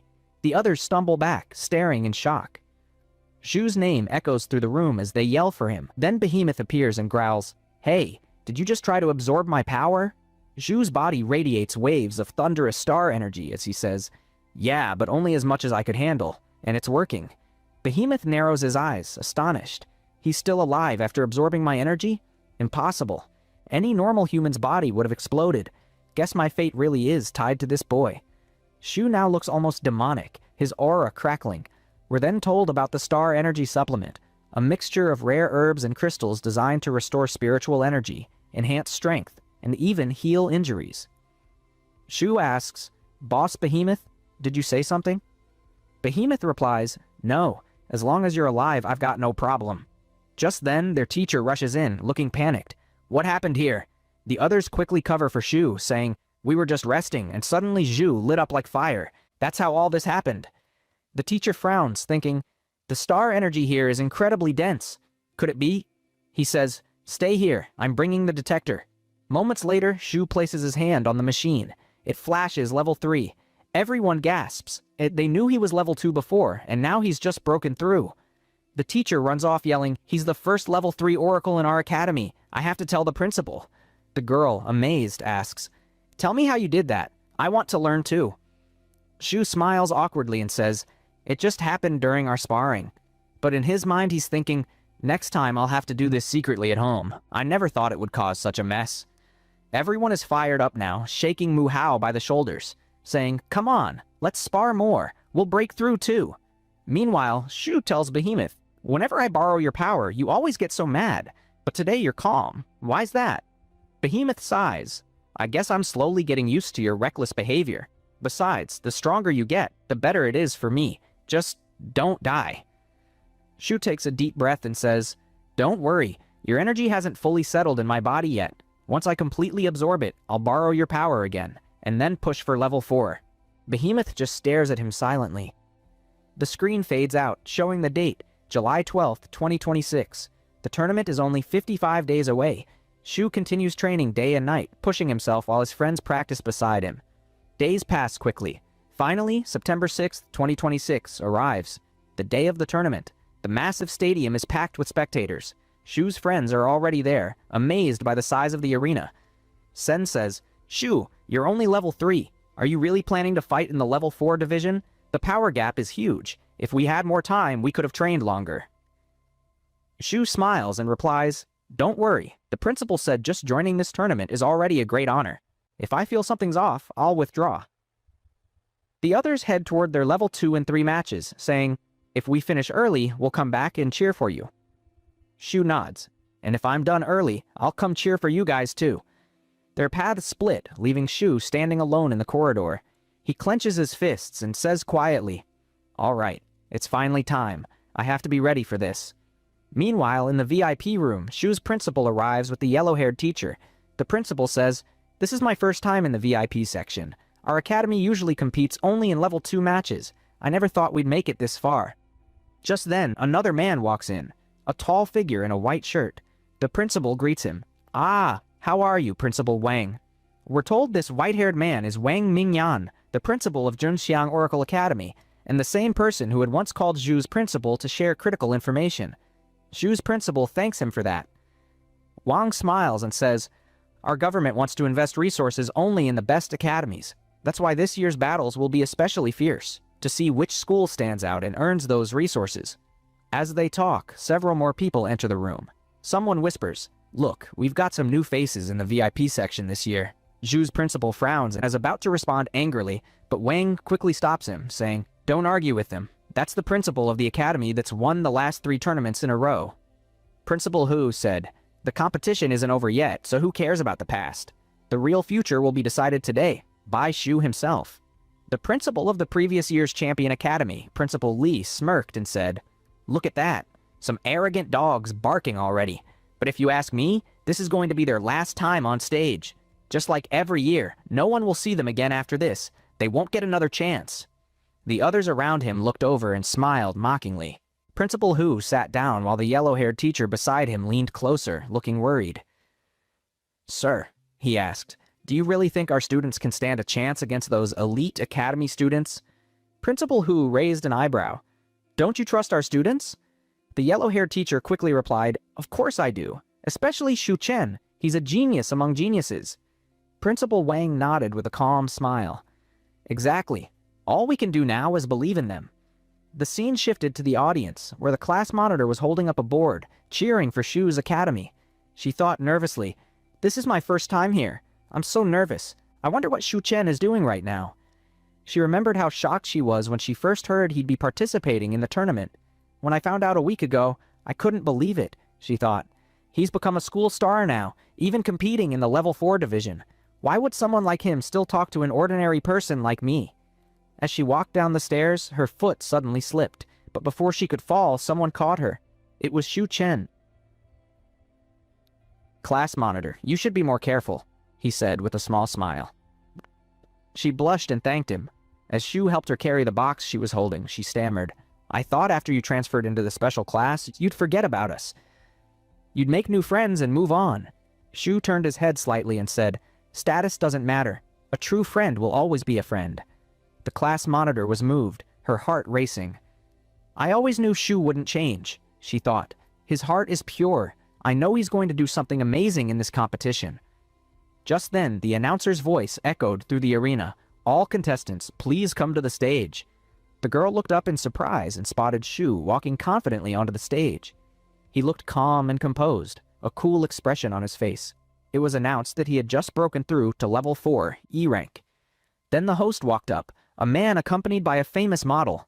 The crowd gasped. Wait, is that really Lian? She's a huge idol. Lian smiled and waved, her presence lighting up the room. Today, I'm not here as an idol, she said cheerfully, but as your host, and the real stars today are our contestants. She continued, Now, let's go over the rules. This year, 12 academies are participating. Each academy has sent 4 students, making a total of 48 contestants. 16 will compete in the level 4 championship, while the other 32 will battle in the level 3 division. All results from both divisions will be combined to determine each academy's final ranking. Every match will be one-on-one, and the winner moves to the next round. To make sure everyone gives it their all, we've added a time limit. Each battle will last no more than 30 minutes. Whoever stands victorious by then will be declared the winner. Then the host raised his hand and said, Let's introduce the competition guardian. Everyone looked up at the large platform where a man stood. The host announced, This is Bai Ai Hui, an S-rank oracle. The entire audience went wild.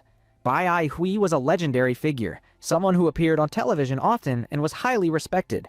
He calmly raised one finger, and suddenly the ground at the center of the arena began to rise. Within seconds, a massive battle arena formed right before everyone's eyes. Then from the ground, several small stone pedestals emerged, each holding a green crystal stone. Every contestant was given one. The announcer explained, These stones will generate a protective shield in case of a life-threatening attack. If a strike is too powerful, the stone will automatically protect the user. Shu looked at the S-rank oracle and thought, So this is the kind of power an S-rank really has. He glanced at Behemoth, who looked completely calm. Shu smirked and thought, Guess he's not impressed. Maybe this S-rank hero isn't as special as I thought.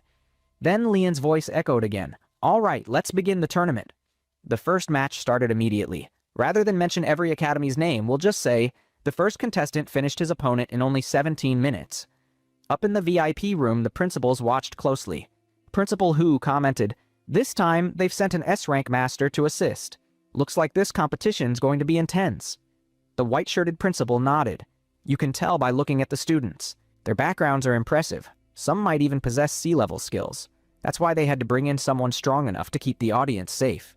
He continued, These principals invest heavily in their students so they can secure government subsidies and resources. Meanwhile, several other principals were seen flattering the champion school's principal. The white-shirted principal smiled slightly and said, Still, I think our school might dominate this year, especially with Long Quinn on our side. The camera showed Long Quinn battling an opponent. At first, she dodged every attack gracefully, then smiled and said, All right, warm-up's over. Let's get serious. In an instant, her opponent's entire body was trapped in a strange purple aura. The announcer shouted, That's an ability-based combat technique. Even though Long Quinn is only level 4 E rank, she's already awakened this skill. That's incredible. Moments later, Long Qin charged forward, kneeing her opponent with devastating force. The match was over in less than 5 minutes. Long Qin had won. The crowd erupted with excitement. With that kind of power, no one can beat her. Principal Hu was stunned. That ability, only top-tier D-rank oracles can awaken something like that. Even our own teachers haven't managed to reach that level yet. His friend Wang laughed and said, "See, out of millions, only one kid can actually awaken that type of monster's advanced power within themselves." Just then, Kasan, the principal from another academy who had ranked second last year, smirked and said, "What's so special about that? Probably just luck that he managed to awaken it." Wang immediately shot back, "Oh, really? If you'd known about him, wouldn't you have bought him off and enrolled him in your own academy? Come on, man, you're burning with jealousy. You should learn how to hide it better." That made the principal furious, but before he could say anything more, another principal stepped in and said, "All right, no need to argue over something this small. Calm down." Just then, the announcement came the 6th match was about to begin. It was between last year's champion, Wang Chuo, and a new challenger, and within just 5 seconds, the match was over. Wang Chuo had literally slammed his opponent straight into the ground with a single hit. The crowd went absolutely wild, realizing how brutal this competition was getting. The former champion smirked and said, "That was nothing more than an ant. Looks like this year's champion has already been decided." Zhongshan Academy's principal, excited and proud, said, "As expected from our leader's academy, his disciple is truly incredible." Ling Kuang, his rival principal, smirked sarcastically and replied, "We're not the type who bark too much, we let our actions speak for us." It was clearly a taunt aimed at Wang. Wang glared back and said coldly, "Just wait and see." Meanwhile, another principal, who thought to himself, "This battle is going far beyond anything we imagined. I doubt our academy even stands a chance. If Shu can just win one match, or at least stay standing on stage for a while, we'll consider that our victory and quietly leave." And soon the last match finally began. Shu Chen's match. As he slowly walked down the stairs, he muttered, "Didn't expect the final match would actually be mine." Behemoth said from within him, "No need to waste time. Use my power and end this fight in an instant." But Shu replied, "I can't draw too much attention right now. I'll have to fight while keeping a low profile. If I borrow your power, I'll hit level 5 instantly. That's too risky." Just then, a girl nearby said, "Looks like your luck's really bad." Shu recognized her immediately. She was that ability user he'd met before. She warned him, "Your opponent this time is Chongsaini Academy's Ling Qi. He ranked second last year. Even D-rank fighters can't last long against him. Be careful and watch out for his signature move, the Thunderburst Kick. It can finish you in an instant. I know you've got that gemstone, but I doubt it'll save you. You saw Wang's match earlier, right? He ended it in 5 seconds flat." Shu asked, "Why are you warning me about all this?" "Still, thanks." The girl smiled faintly and said, "Your principal and ours are friends, so in a way that makes us comrades. Our goal is the same, to bring down those arrogant people and take first place for our academy." As she walked away, she added, "Do me a favor someday in return, and remember his biggest weakness is his stamina. If you can wear him out, the victory's yours. Good luck." Shu understood now his opponent possessed overwhelming power. When Shu entered the stage, the entire crowd erupted in excitement. The announcer's voice boomed, hyping up the match even more. Shu looked confused, wondering why everyone seemed so fired up. Then he realized the cheers weren't for him, but for his opponent, Ling Qi. Right then, a thunderous strike hit the ground behind him. Ling Qi landed, lightning crackling around him. The crowd went wild once again. His yellow hair glowed, marking him as a thunder-type ability user. Shu's face turned serious. Ling Qi floated mid-air while the announcer kept showering him with praise, and the audience chanted his name like a song. He even had a dedicated fan club that screamed louder than anyone else. Meanwhile, Shu's friend looked worried. Man, no one's cheering for Shu, and his opponent's got a whole fan club. Behind them, a girl sighed dreamily. "Just look at Ling Qi, he's so handsome, strong, and kind. Perfect in every way." Another girl frowned and said, "Please, just by looking at him I can tell he's hot-tempered and full of himself. Who'd want to be a fan of someone like that?" The first girl snapped back, "Oh, really? You think Shu Chen has fans? Because I am one. He's gentle and powerful, he just doesn't flaunt it. Sure, his face might not be perfect, but that doesn't mean you can insult him like that." The two girls started arguing fiercely, glaring at each other while shouting cheers for their favorite fighters. Two nearby students were stunned, whispering, "Wait, isn't that our class monitor? Since when did she become Shu Chen's fan?" Then the announcer hyped up the match again. Can the challenger defeat Ling Chi, the one who's always held second place for years? Another announcer, Lilia, quickly interrupted him. Hey, aren't you forgetting to introduce the other fighter? The first announcer froze and said, Oh, right. I got carried away with the crowd's energy and forgot all about him. He awkwardly announced Shu Chen's name next, adding that Shu had no past achievements, no special abilities, and no signature moves. It sounded more like an insult than an introduction. Hearing that, Shu looked stunned. Would have been better if they'd just forgotten me entirely, he muttered. Feels like I've got some kind of personal grudge with these announcers. The audience started murmuring in disappointment. I thought we were going to see an epic match, but this guy doesn't even have any skills, and his academy's competing here for the first time. Ling Chi's fan burst out laughing. So that's your idol? The guy with nothing? What a joke. Shu's supporter, the class monitor, clenched her fists in anger but couldn't say anything back. Meanwhile, Zongsan Academy's principal smirked and said, Didn't expect my academy's best student to face off against your rookie.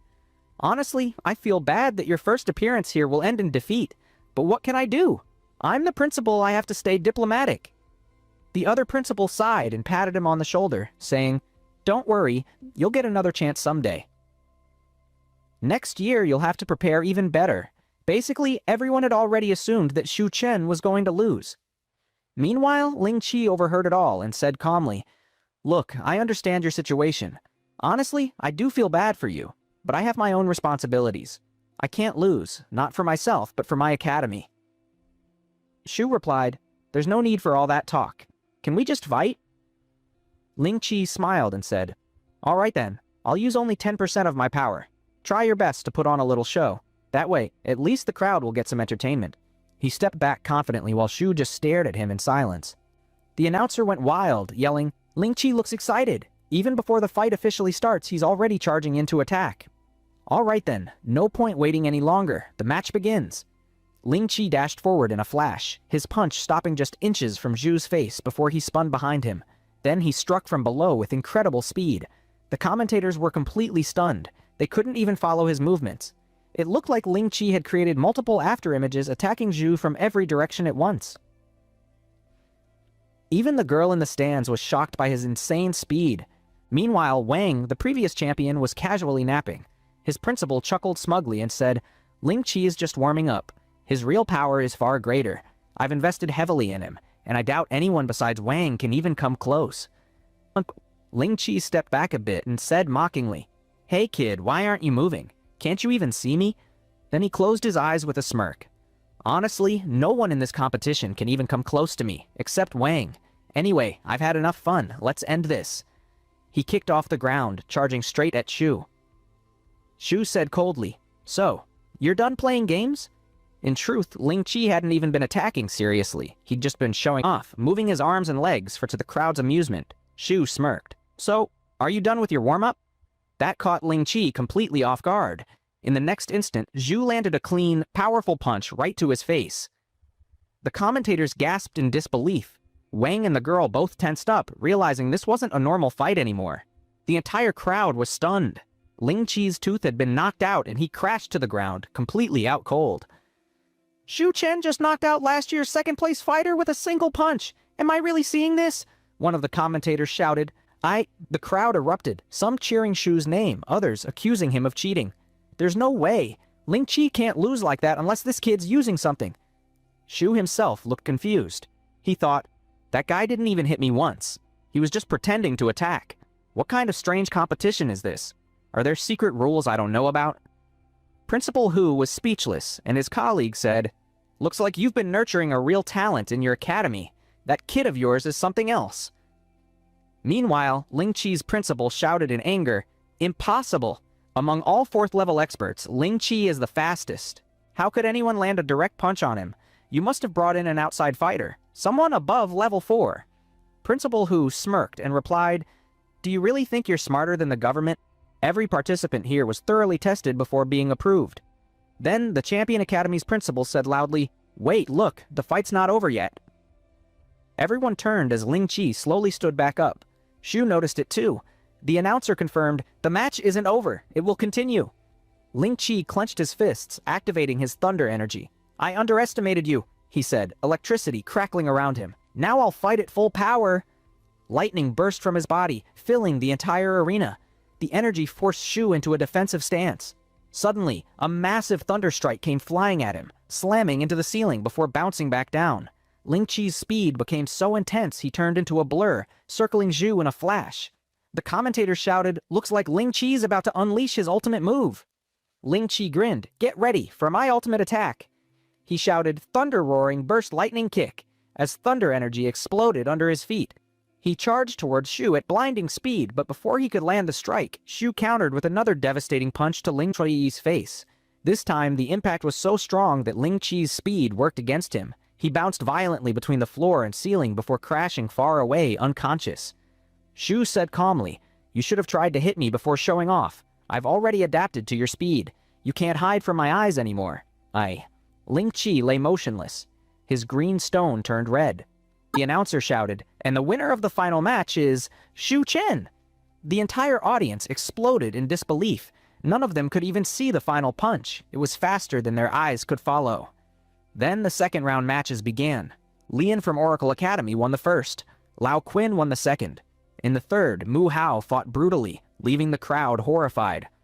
"Aren't they from the same academy?" someone said. "How could he attack his own like that?" Mu Hao glared back coldly, his bloodthirsty eyes making his opponents tremble. In the fourth match, Zhu faced a female fighter. She attacked rapidly with lightning-fast punches, but Shu dodged every one with perfect timing, then landed a single hit that knocked her out instantly. Watching from a distance, two officials began whispering suspiciously. "His power level feels higher than stage 4, one said. "Either he's taken some kind of enhancer, or he's suppressing his true strength. We'll need to run a check on him." Right then, the announcer declared, "The semi-final match between Shu Chen and Lian Guang is about to begin." But before it could start, two government officials stepped onto the stage, holding up a scanning device. The audience started murmuring among themselves. "See, we already knew this guy must be using some kind of cheat. No one can win these matches so easily with just one move."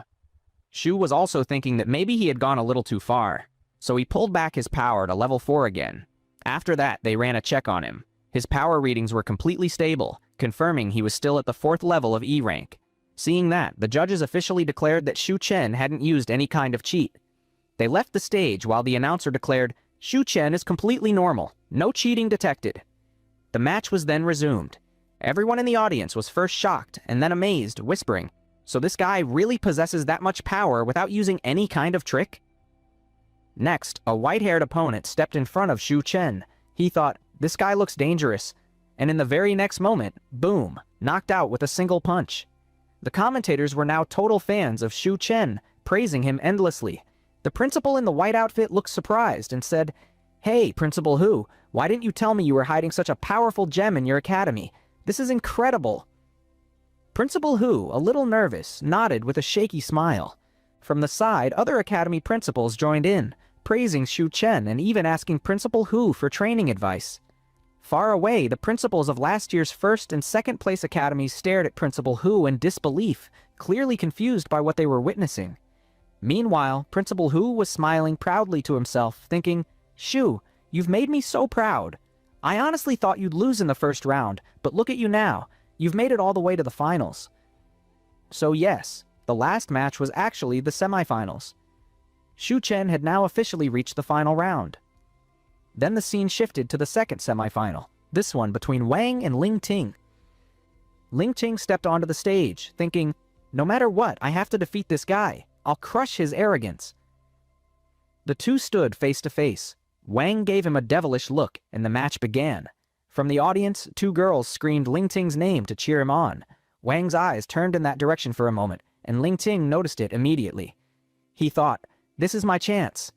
Without wasting a second, Ling Ting rushed forward and unleashed a powerful palm strike straight to Wang's chest. But Wang didn't even flinch. He took the hit without a single scratch, looking at Ling Ting with a cold, almost demonic stare. Ling Ting was stunned. How could that attack do nothing? Before he could move again, Wang grabbed his hand and smirked. "So this is the most talented student from the 4th university?"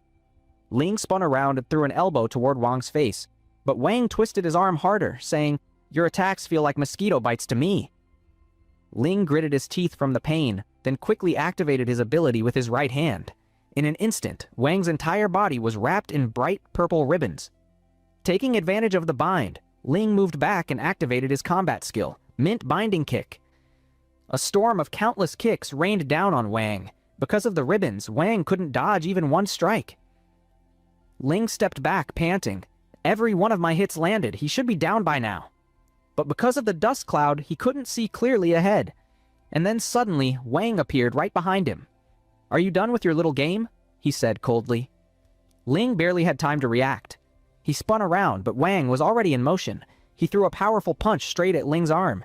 The impact was so massive that it sent Ling crashing into the arena's protective shield, cracking it instantly. Ling hit the ground hard, and the shattered pieces of the shield rained down. That one strike alone showed just how monstrous Wang's strength was. Even the commentators shouted, "We haven't seen a semi-final like this in years." Wang slowly walked toward Ling, step by step. In the crowd, the girls who had been cheering for Ling earlier started crying. They couldn't bear to watch their senior getting crushed like this and closed their eyes in despair. Everyone in the audience began praying to God, hoping that Ling could somehow hold her ground against that monster. On the other side, her principal was drenched in sweat, trembling as he muttered, "Ling Qing, you can do this. You have to stand strong out there." A little while later, Ling was completely helpless. Her body was covered in bruises, and she didn't even have the strength left to stand. Just then, a red-colored token fell to the ground beside her. Ling looked at it and whispered, "No, I can't lose yet. Maybe this is what's keeping me going." The scene shifted back to a few days earlier. It was raining heavily, and Ling was standing by a window. A few girls were sitting nearby, crying as they talked. Ling turned around and asked, "Hey, what's wrong with you guys? Why are you crying?" One of the girls looked up with tears in her eyes and said, "Senior, if the government stops funding our academy, I'll have to go back home. My family will probably force me into marriage. But I want to study. I want to become a powerful oracle. All my dreams will be shattered." Ling smiled and stepped forward. "Why are you all worrying? As long as your big sister is here, you don't need to be afraid of anything. I'll win that tournament for sure. The government will increase our funding, and soon, you'll all become oracles faster than ever." One of the girls looked up with hopeful eyes. "Big sister, are you serious?" Ling smiled. "Of course. Have I ever lied to you?" The girl reached into her pocket and pulled out a small lucky charm. "My mom gave me this. She said it brings strength and fortune to whoever carries it. Please, take it with you. We'll all be there to cheer you on at the tournament." Ling accepted the charm with a soft smile. "Thank you. I promise. I won't let you down." The scene returned to the present. Ling remembered all those moments and whispered, "No, I made a promise. I can't lose like this." She tried to reach for the charm, but her body refused to move. Just then, Wang stepped forward, crushed the charm under his foot, and sneered, "So this tiny trinket is what you're risking your life for? What a joke." Then he kicked Ling again. "Do you think your supporters are still cheering for you now?" Ling lay motionless on the ground, completely knocked out. The green crystal beside her turned red, signaling that she was no longer able to fight. The winner of the match was Wang. He gathered his energy into his leg and said coldly, "Well then, goodbye. Trash hero of your academy." The commentators panicked. "Someone stop him! The match is already over!" One of the girls in the audience screamed with her eyes shut, "No, this can't be happening!" The entire crowd grew anxious. "What's that monster going to do now?" they cried. Ling's principal shouted desperately, "Please, someone stop him! She's our academy's only hope." At the same time, an officer turned to an S-rank hero nearby. "Master, don't you think we should step in? This could get really bad." The hero calmly replied, "No need, just watch." Wang swung his leg and unleashed a devastating kick toward Ling, causing a massive explosion that blasted a crater into the ground. But in the next shot, Zhu was seen stepping forward. He had intercepted the attack and saved Ling Ting.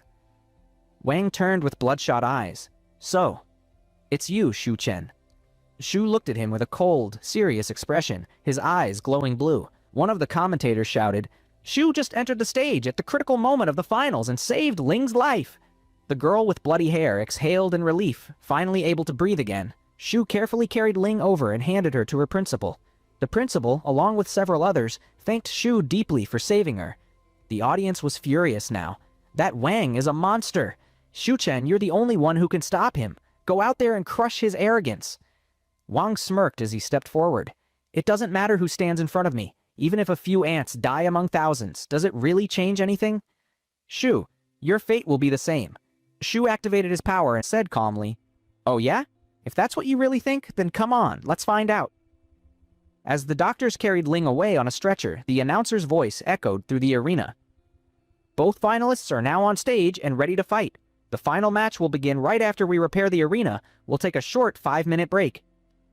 The scene shifted to the audience. Shu's 3 special class friends had just finished their own matches and entered the stands. They met their old classmates, who looked both surprised and excited to see them. "Hey, what's going on in the tournament right now?" one of them asked. The class president explained, "Shu Chen made it to the finals, but honestly, I don't think he can win. His opponent is a complete monster." Principal Hao's friend said, "You'd better stay close. That monster might go after your girl next." Principal Hao himself called out to Shu, warning him to be careful. Shu, full of confidence, smiled slightly. He's the one who should be careful. Wang sneered. "Your academy's first time joining this competition, and you've made it to the finals. Impressive luck. But your background is weak, your resources are limited.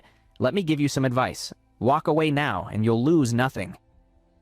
Shu replied casually, "Oh, really? Looks like your academy teaches more than fighting. They also teach trash-talking and giving advice. Interesting kind of training you've got there." That comment made Wang furious. The announcer declared the start of the final match. Both Zhu and Wang released their power at once. The ground shook as Wang charged forward with such speed that it caused a small explosion beneath his feet. Then his punch connected straight with Shu's face. The impact was massive, cracking the ground beneath them.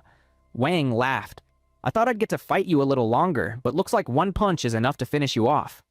But then sweat began to drip down Wang's face. Shu stood there, completely unharmed, staring back with an intense glare. And he said coldly, "Someone as weak as you entered this tournament. You should go play with the kids. You're not even worthy of fighting me yet." He followed with a tiger claw strike, which Wang narrowly dodged. Wang then activated his combat skill, Boiling Blood. His arms turned red, radiating heat. The two clashed in a fierce, close-range brawl, each punch exploding like a bomb. The commentators were stunned. "I've been covering this tournament for 10 years, one shouted, "and I've never seen a fight like this. Shu doesn't even look like a rookie from a first-time academy." Meanwhile, Shu's 2 friends looked on, worried.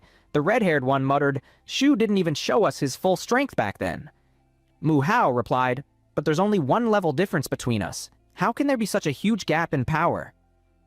Then the scene showed Zhu's punch flying straight toward Wang, and in the next instant, Wang was sent reeling, wounded. Seeing this, Principal Hu started sweating nervously, while the yellow-haired teacher beside him exclaimed in shock, "I knew it from the start. Shu is something special, but I never thought he could go toe-to-toe with a top-tier 4th-level ability user. No, to be honest, he's actually overpowering him." Blood trickled from Wang's mouth as he muttered, "Did someone actually land a hit on my face? I can't believe this. This low-level academy kid hit me. I refuse to accept that." Furious, Wang pushed his ability to its maximum limit, entering berserk mode. His entire body turned crimson, making him look like a raging monster. Behind Shu, Behemoth appeared and explained, "He's spreading the star energy throughout his entire body. For a short time, his power level will rise by 1 tier. This is a real combat skill." At that moment, Wang charged forward. His speed skyrocketed so fast he practically vanished from sight. Shu noticed it immediately and muttered, "No matter how fast you move, you can't escape my perception ability." Then the story explained Shu's special ability. His mind and senses go hyperactive for a short period, letting him analyze and predict everything in extreme detail. Meanwhile, the government officer watching said, "Wang's energy intensity is increasing rapidly. Shouldn't we check his level?" But the S-rank master beside him shook his head. "No need. He's using a family combat skill. It temporarily gives him the strength of a 5th star, but since he's not using any external supplements, it's completely within the rules. He's not cheating." The officer nodded and apologized. The S-rank master then said thoughtfully, "Now this is getting interesting. I want to see how that new kid, Zhu Chen, handles this. I have a feeling he still hasn't shown his full power yet. I want to see his true limits." Inside the arena, chaos erupted. Their movements became so fast they couldn't even be seen clearly. Both were trading countless blows in a blur. Shu's friends were sweating nervously, anxious for him. The red-haired guy said, "Looks like Shu is taking all of Wang's hits head-on." But Mu Hao quickly corrected him. "No, look closely. He's sliding past the strikes. He's not taking damage. He's dodging perfectly. And indeed, when Wang swung his punch, Zhu barely tilted aside, evading it by a hair's breadth. To the crowd, it looked like Wang's hits were landing, but in truth, it was all part of Zhu's setup. Zhu then released his own arm and launched a massive punch straight toward Wang's chest. Wang crossed both arms to block, but the sheer pressure of Zhu's strike drove his feet deep into the ground. Zhu prepared for another blow, but Wang, enraged, snarled, "This is your first time in this tournament, and you've pushed me this far, but you haven't seen my true power yet." He unleashed his aura to its ultimate state, fully ascending into a 5-star rank oracle. Zhu stepped back and smirked. "So this is your final trump card?" He then borrowed power from Behemoth and added, "But you haven't even seen mine yet." And in that instant, Zhu's energy surged. He too reached 5-star level. Wang moved again, faster than before, gathering all his power into his fists. Zhu did the same, forming a dense ball of aura energy around his punch. Both of them lunged forward and collided head-on. A massive explosion of force erupted from the impact. Zhu spoke calmly amidst the chaos. "I can see it now. Your punches, your technique, your entire energy flow, it all runs through your heart, which means that's your weak point." Then Zhu darted forward, driving his elbow straight into Wang's chest. Blood gushed from Wang's mouth, and his body staggered backward. But Zhu didn't stop there. He jumped up, gathering all his energy into his hand for a final attack.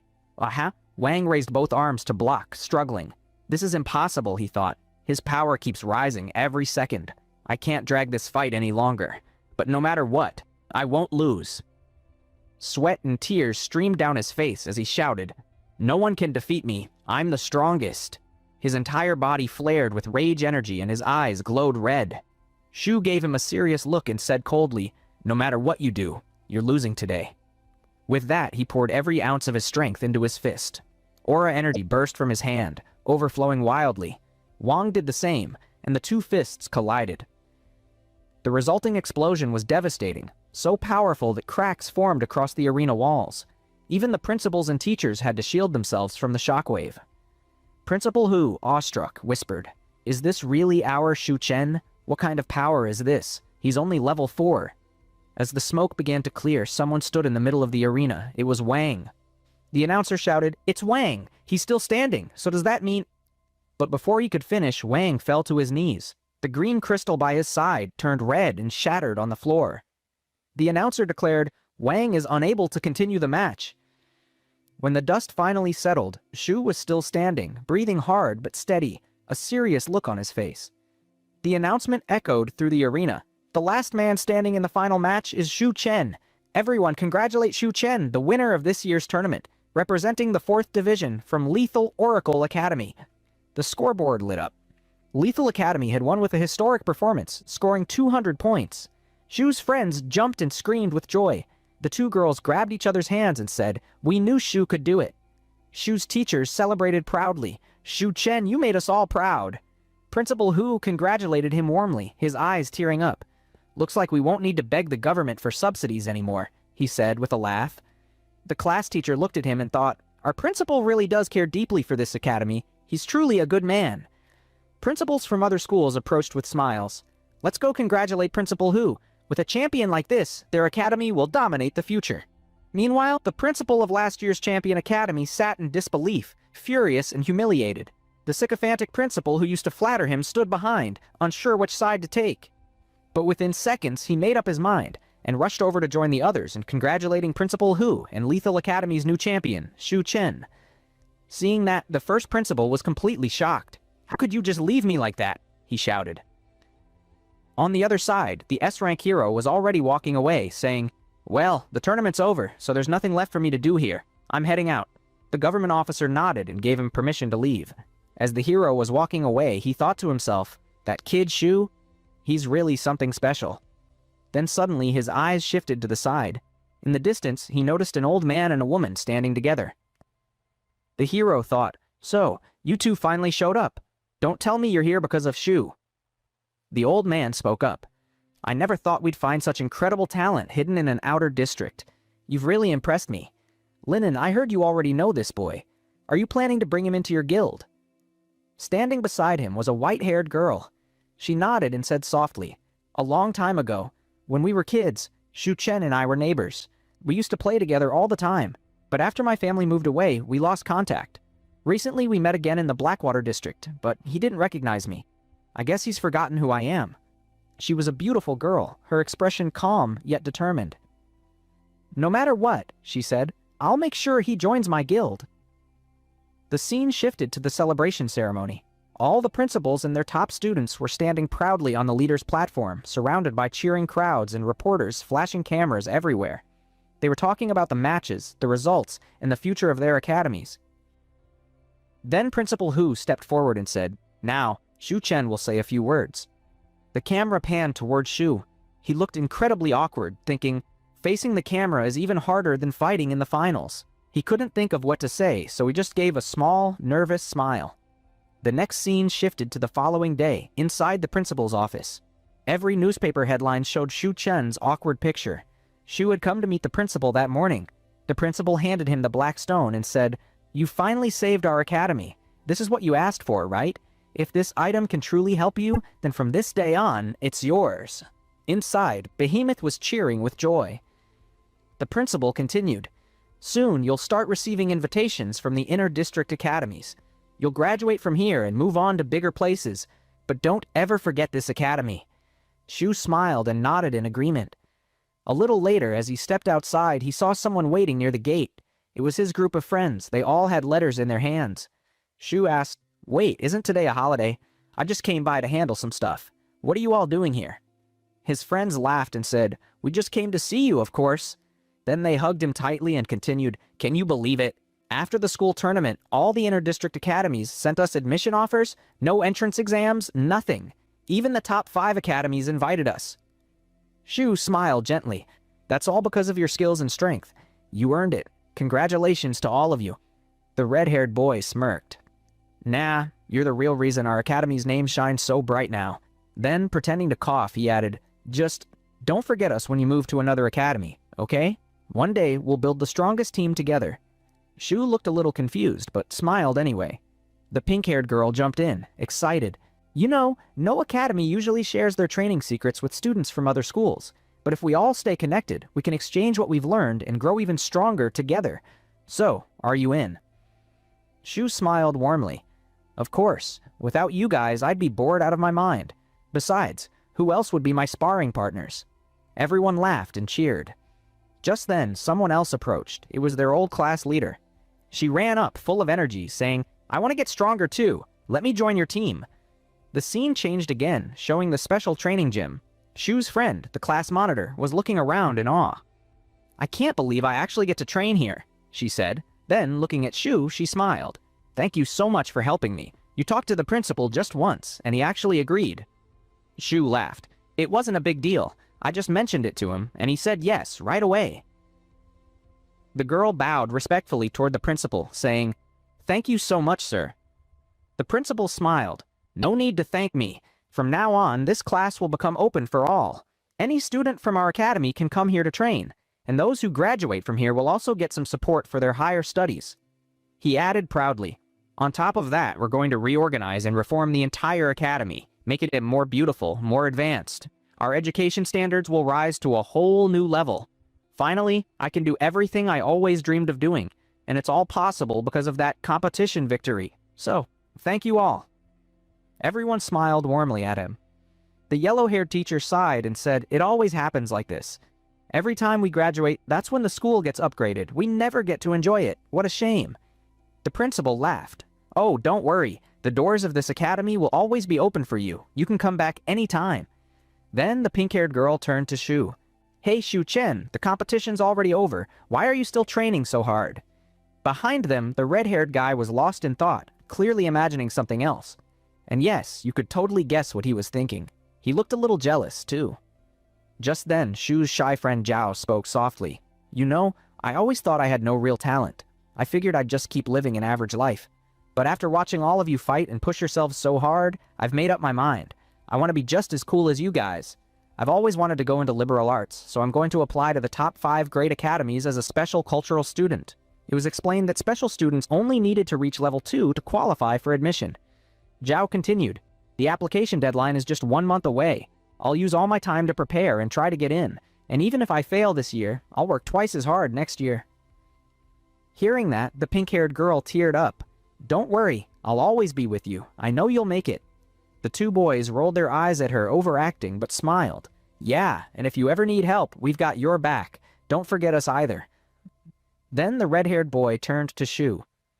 "So, Shu, have you decided which academy you're going to join?" Shu replied calmly, "Actually, I haven't received any invitation letters yet." Everyone went silent. The red-haired boy looked stunned. "Wait, what? How's that even possible?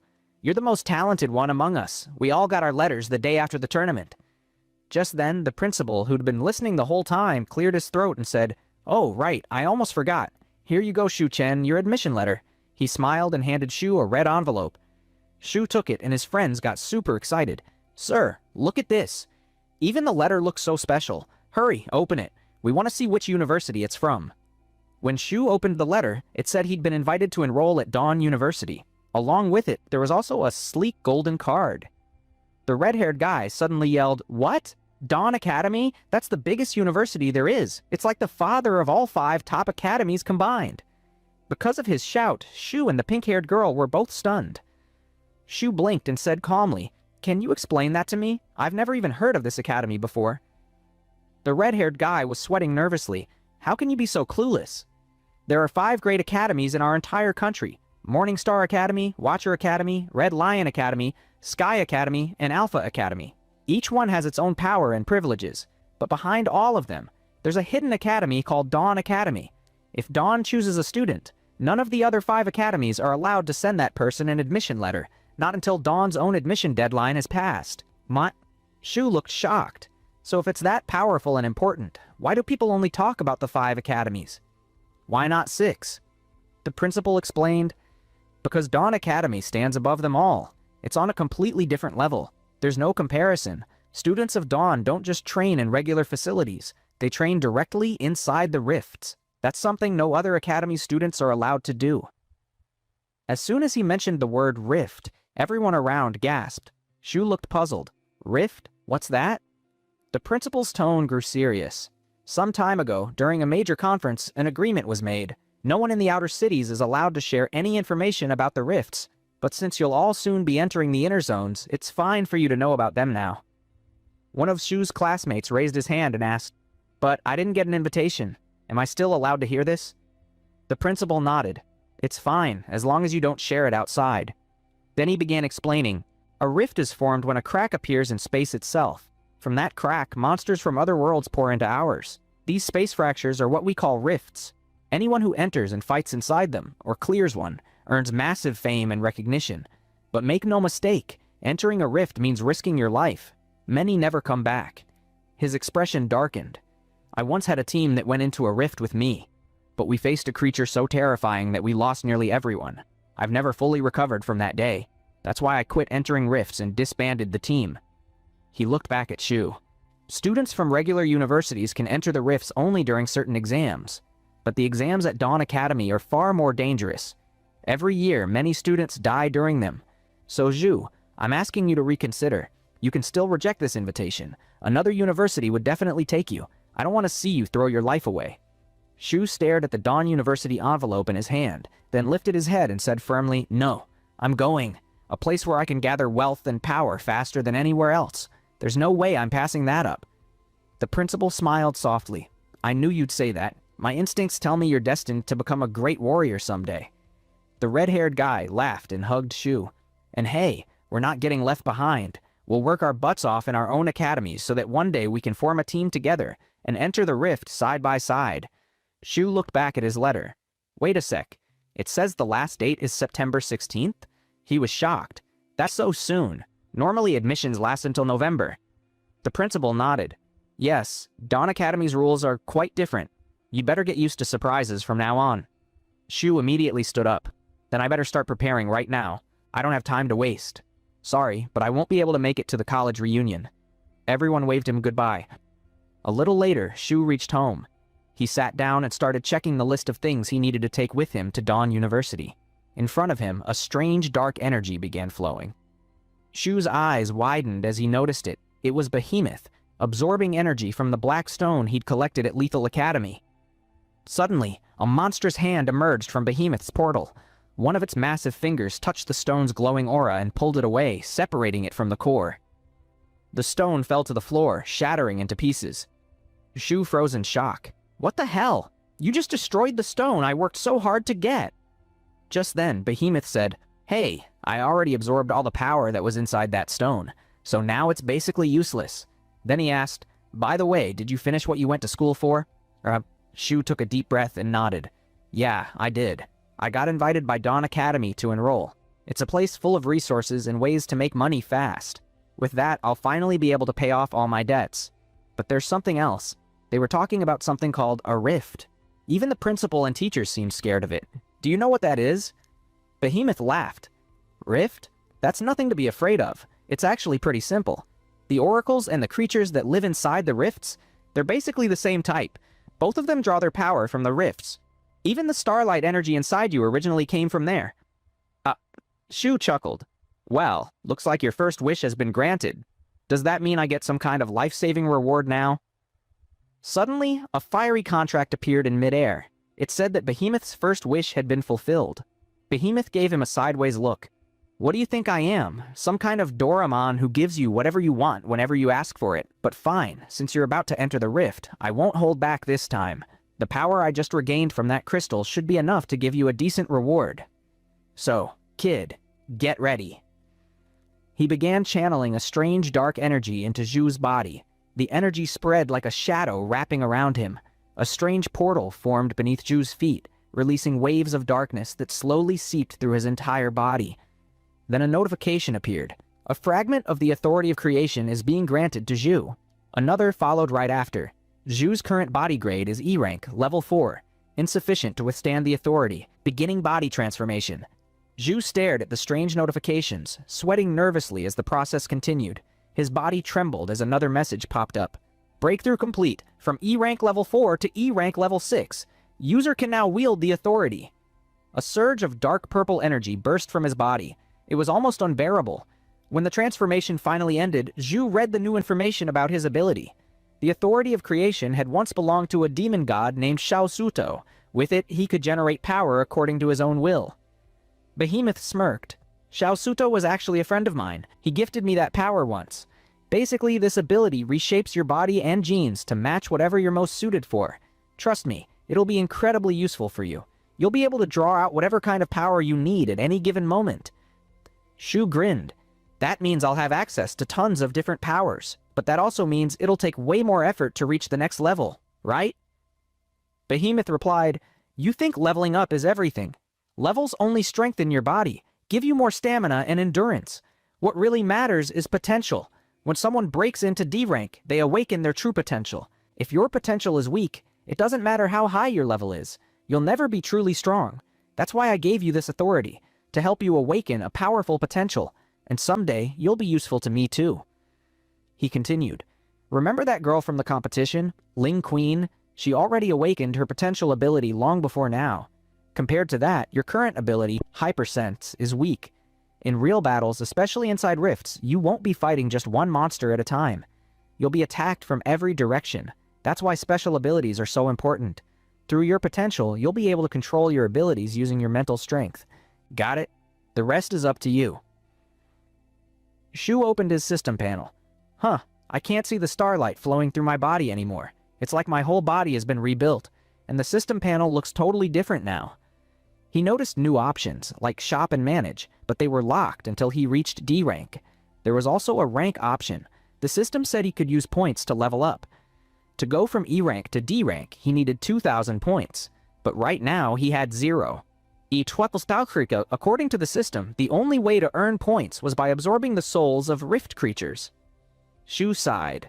"So I can't cheat my way through this system, huh? Guess I can't just rely on starlight energy anymore. Looks like I have no choice but to enter the rifts myself." Behemoth laughed. "You don't seem too impressed by the gift I gave you. All right, fine. Since it's not that useful to you right now, I'll give you one more present while completing a few of my remaining wishes." He finished all 7 of his wishes, which meant that by contract he could reward Shu again. This time he granted him a magical armor. Shu watched as dark energy circled his body, wrapping around his hands. A sleek blue armor materialized, bonding directly with his soul. That meant he didn't have to wear it manually. It would summon itself whenever he needed it. Through this armor, his strength, speed, and defense all increased. Zhu flexed his hand and said, "This is amazing. It not only protects me but also enhances my skills." Behemoth nodded. "All the power I absorbed from that stone, I've already invested it in you, so don't disappoint me." Shu smiled confidently. "Don't worry, I won't." The next day, a taxi pulled up. Shu, carrying his luggage, was ready to leave for the airport. His teachers and friends came to see him off. "I'm sorry," Shu said, "but I really don't have any time left. I don't think I'll be able to attend the farewell party." The principal replied, "That's fine. But I'll say it again. There's still time to change your mind. Once you step into that academy, you won't be able to leave whenever you want. And if you ever need help, don't hesitate to reach out to me." Shu nodded. "I've already made up my mind. I'm joining Dawn Academy. But yes, there's one thing you can help me with." He pulled out a letter. "My mom's in the hospital. If you see my older sister, please give this to her." The principal asked, "They're your family, right? Why not give it to her yourself?" Shu smiled faintly. "We had a bit of a fight. I can't face her right now." The principal sighed, but smiled kindly. "All right, I understand. Your family's been through a lot. If they need anything, I'll try to help." His friends waved goodbye. "After 6 months, once our exams are over, we'll definitely meet again."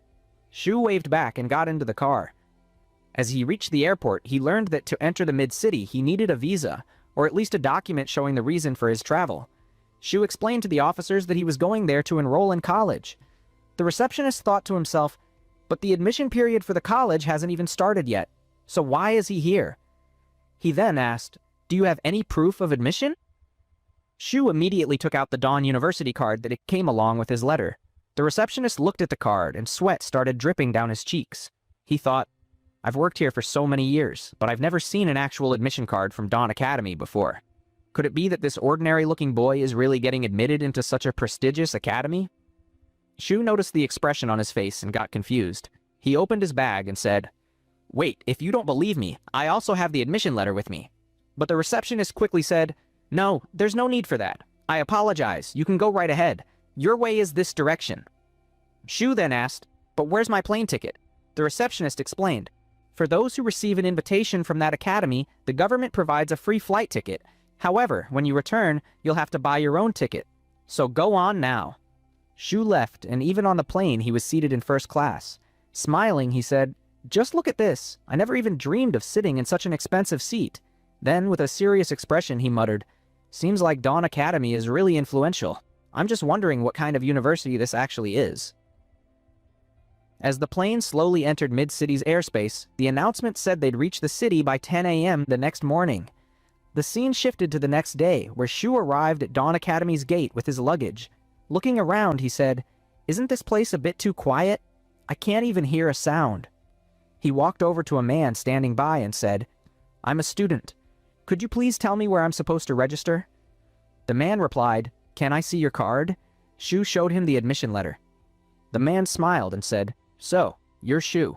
I've been waiting for you. Come with me." Shu looked puzzled. "Waiting for me? I don't even remember ever seeing this guy before," he thought. The man said, "Someone's waiting to meet you, so come with me." They walked to the center of a large field where a huge stone stood. The man pointed to it and said, "You need to place your card on this stone tablet." Shu looked at it, amazed. "I've read stories about stones that open hidden paths. Is this one of those?" he asked. The man replied, "You'll find out soon enough. Just step forward, but be careful. Your head might feel a bit dizzy." Shu touched his card to the stone, and suddenly a strange purple energy started forming a structure. Then, like a blossom blooming, his whole body began to fade away.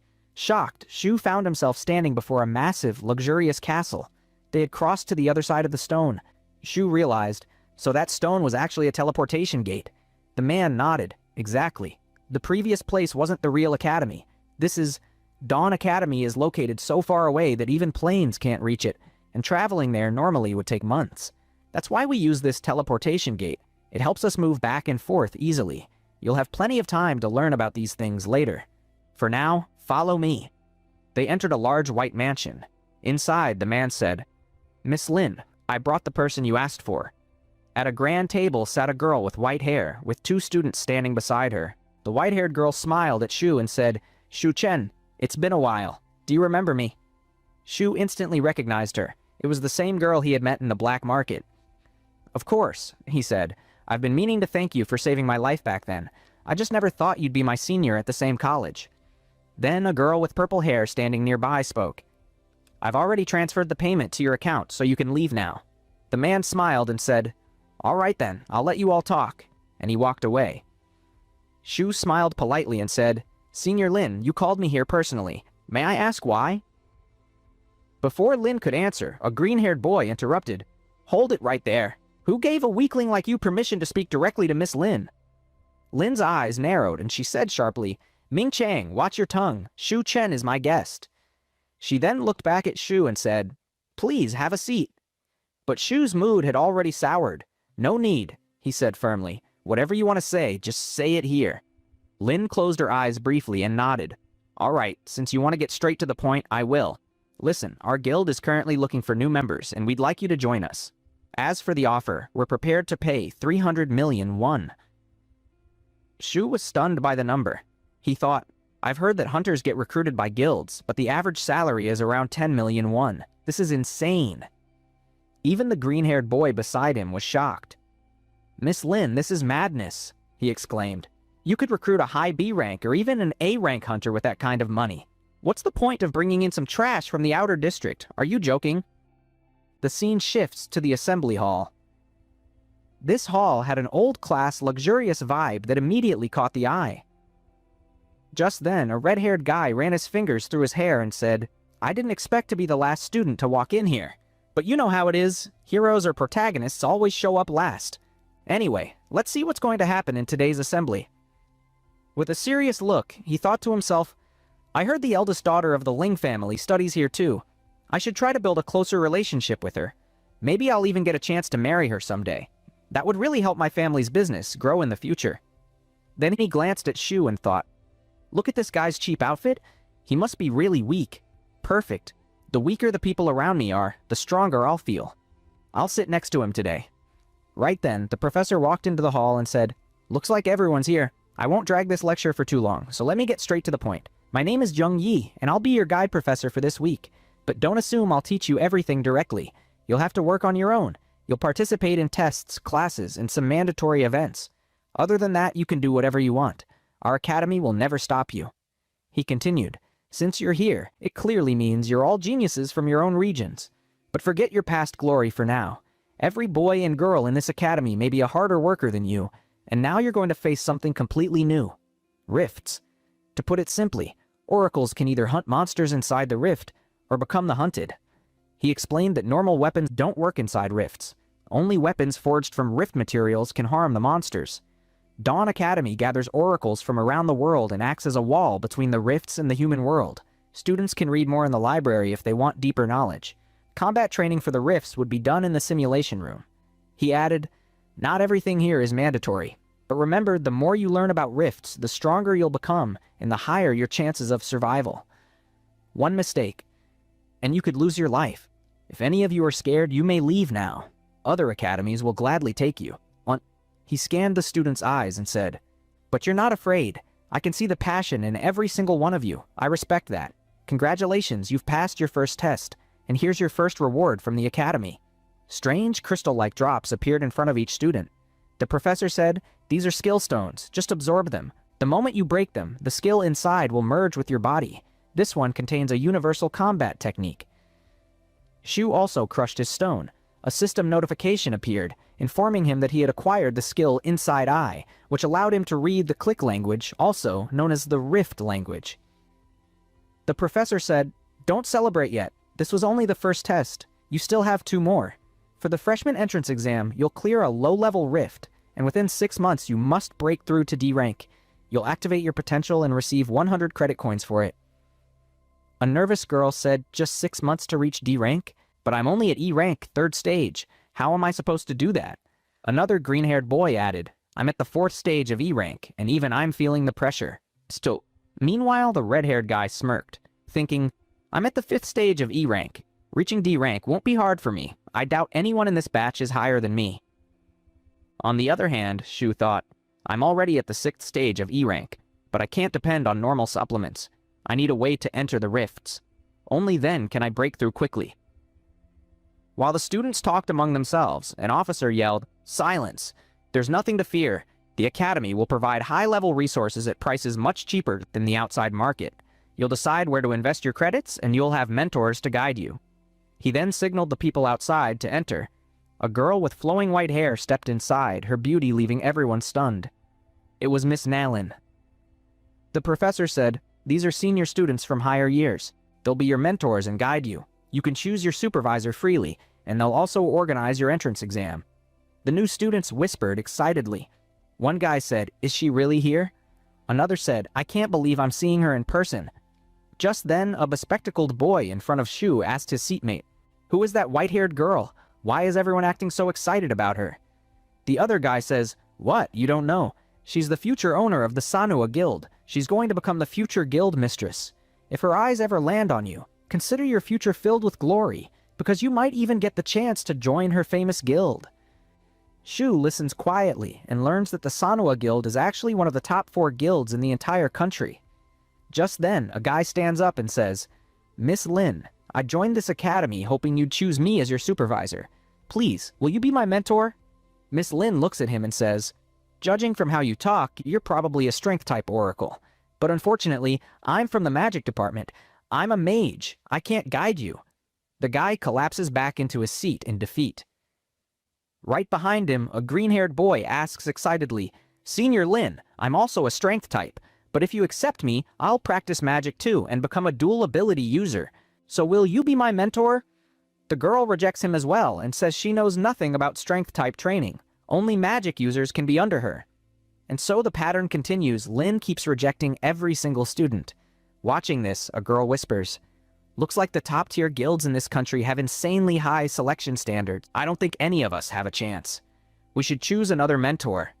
Meanwhile, the professor is starting to get irritated. He thinks she does this every single year.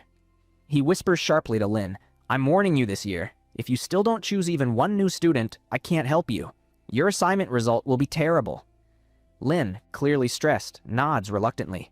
Then her sharp eyes lock onto someone none other than Shu. She thinks, "What should I do? Should I really pick him out of everyone here?" On the side, the bloody-haired boy is imagining things. "Good, let her reject everyone first. Once she sees my handsome face and talent, she'll definitely choose me. I'll wait till the very end. She'll have no choice but to pick me." But while he's lost in his strawberry-flavored daydreams, Shu suddenly stands up and says, "Senior Miss Lin, I don't just want your guidance. I want to stand by your side. Will you be my supervisor?" The meaning behind his words sounded different. Even Lin blushes a little hearing it. Meanwhile, the rest of the class smirks and mocks him. "Dinah, is he dumb? Miss Lin just rejected so many people already. And look at how he introduced himself. Does he even have manners?" But then Lin answers, "All right, I accept you." Every guy in the room freezes, their jaws dropping. With a glowing smile, Lin adds, "For this year, I'm choosing only you." The bloody-haired boy looks like he just got hit by a truck. No, that's impossible. Why would she choose only him? What was her criteria? A little later, the assembly ends and we cut to the mission hall beautifully lit, with a glowing lamp above a water fountain. People walk around, and among them, Shu is walking with Lin. Shu asks, "Senior Lin, I heard you're the future guild master of one of the biggest guilds in the country. I'm sure you're not lacking high-level oracles, so may I know why you chose a rookie like me, someone who's just E rank?" Lin says, "I'm not recruiting you only for my guild. I have some personal reasons, too. I'll explain after your test. For now, focus on passing the entrance exam. And look ahead, I've already arranged everything." She points toward a small group. "Asura, these are the teammates who will enter the rift with you for your test." The group starts introducing themselves. A short-haired girl introduces herself as Su Han, a C-rank level 5 shadow type. She can vanish mid-air and attack from anywhere. She explains she'll supervise the exam from behind and won't participate in battle unless someone is on the verge of death, and if she intervenes, that participant automatically fails. A bloody-haired girl introduces herself next. She's D-rank stage 1, a healer, and her name is Yu Wei. Next, a girl with braided hair says she's a wind ability user, also D-rank. Finally, a red-haired guy in an armored suit steps forward with an arrogant expression. "My name is Li Rui. I'm D-rank level 3. I'm a tank, I fight head-on, and I'll be the leader of this team." He looks at Shu. You didn't bring any weapon. Do you have some kind of special potential? Shu replies, no, I'm just an E-rank new student. I haven't awakened my potential yet. Lee is stunned. You're E-rank, and you're joining our test team? What kind of joke is this? You're just dead weight. The braided hair girl steps in. So, look, now that the team is already formed, you can't complain. The healer backs her up. That's right. If you break the team now, who knows when we'll get another test opportunity. Grinding his teeth, Lee growls, fine, just make sure he stays behind. I don't want any unnecessary obstacles. The healer looks at Shu and gently warns, stay right behind me. Rifts are extremely dangerous. Shu calmly says he already has combat experience fighting monsters. But the healer pulls his hand back and says that none of this makes sense, because inside a rift, you can only fight monsters either without a weapon or your awakening potential. Right then, they all walk up to a receptionist, and he says he needs a rift to take the exam. The receptionist hands him a glowing green fragment, which is actually a piece of the world tree. It works like a key to open a rift, and he tells them to head to room number 1.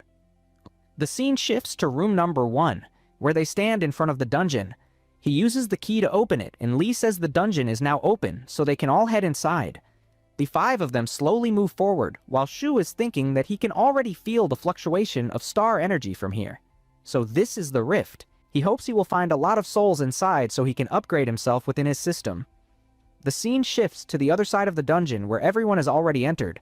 Suddenly, both girls hear something from the side, and one of them says to look ahead quickly. Their leader steps forward and orders everyone to get into standard formation, and the moment he says it, they all switch into fighting stances. From a distance, Shu is thinking how skilled they are to get ready the instant they hear the order. Then the C-rank stealth ability user says, good luck. Your exam has officially begun now, and I'll be watching everything from the side. With that, he activates his stealth skill and disappears. Right then, Lee shouts for everyone to look ahead. A whole pack of D-rank shadow demon wolves possessed by dark energy rushes toward the team at full speed. Lee faces them head-on, thinking that these are shadow wolves with an extremely sharp sense of smell. That's why they detected their arrival instantly and attacked in a pack. The short-haired girl starts shooting arrows from the side, injuring several wolves at once. The knight activates his battle skill, Frenzy Slash, and starts tearing through the wolves, shouting that these monsters are extremely weak. He challenges them, saying he'll show them who the real monster here is. But while he's fighting the wolves in front, a few manage to slip past him and reach the back. The short-haired girl panics and screams for Sister Lee to stop rushing forward and to look behind her.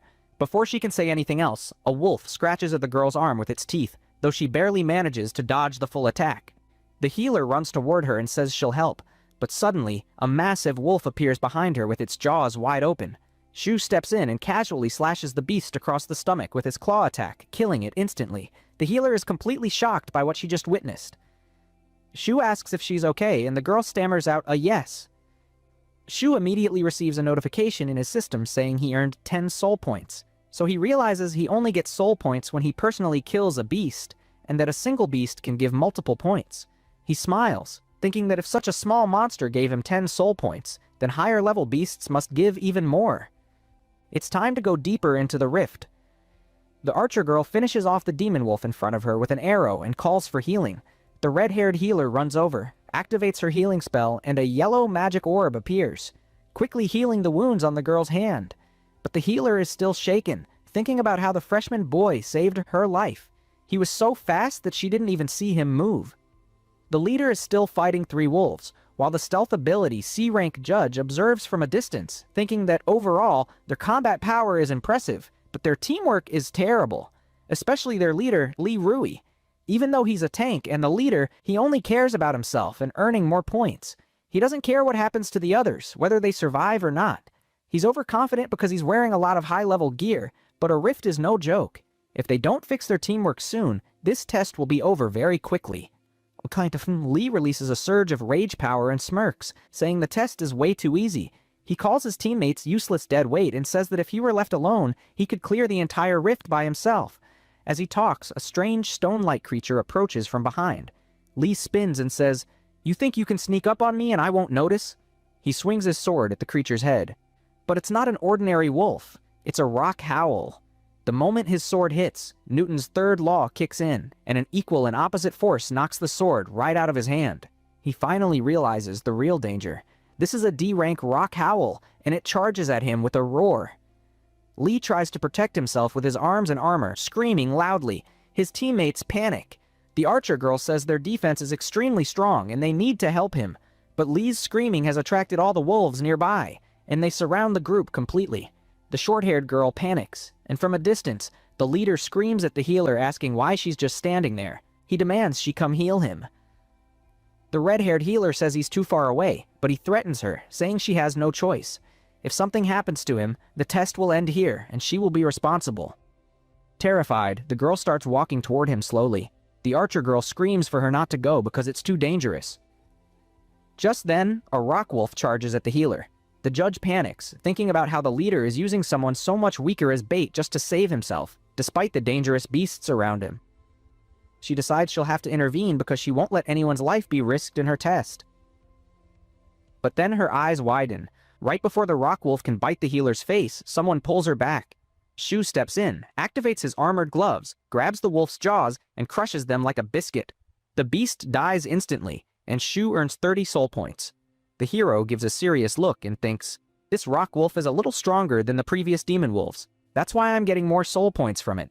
Its armor is definitely tougher. But compared to my demon armor, all of this is nothing but a joke. He throws the beast aside and keeps walking forward. Hey, you two, stay behind me, he says. The two girls in the back are completely stunned. Shu picks up the fallen sword of the leader, Lewis, and charges forward at full speed. Every wolf standing in front of him is slaughtered instantly, and with each beast he kills, more soul points flow into him. From behind, the judge watches in complete shock. He can't believe a freshman is moving like this. He's even more ruthless, and at the same time more heroic than Lewis, he mutters. The two girls are also frozen in disbelief. The archer girl whispers, there's no way someone with this speed and strength is just an E rank. The healer panics and says, hurry, we need to keep up with him or we'll get left behind. Both of them run, while more demon wolves roar from behind, rushing to hunt them. The girls push themselves to their limit, trying to escape. Suddenly, Shu gives them an intense look and says, both of you, hide. Before they can react, he charges backward and sends every single wolf straight to hell in one sweep. He gains a huge amount of soul points, and the entire area becomes clear. Turning around, he says, for now, this place is safe. Please go heal the leader, Lewis. He's badly injured. The short-haired girl is stunned. He killed all those rock wolves in just a moment. How? How is that possible? The healer nods and begins treating Louis. His injuries are severe. Lewis, however, is only worried about the scratch marks on his arm. These scars will heal, right? He asks nervously. The healer answers yes. Meanwhile, the short-haired girl looks at Shu, impressed. You're seriously incredible. Thanks to you, we're all safe. And none of us even got hurt. Shu asks, so, should we move forward or take a break here? The girl suggests moving forward. Shu checks his system. He has already collected 210 soul points. He thinks, this last wave gave me a ton of points. If things keep going like this, I'll gather a massive amount before the test ends. Just then, a voice shouts from behind, I said we're ending the test here. Why are you moving forward? The healer responds anxiously. We worked really hard just to book a slot for this test. If we push a bit more, we can definitely finish it. The short-haired girl snaps irritably. What's your problem?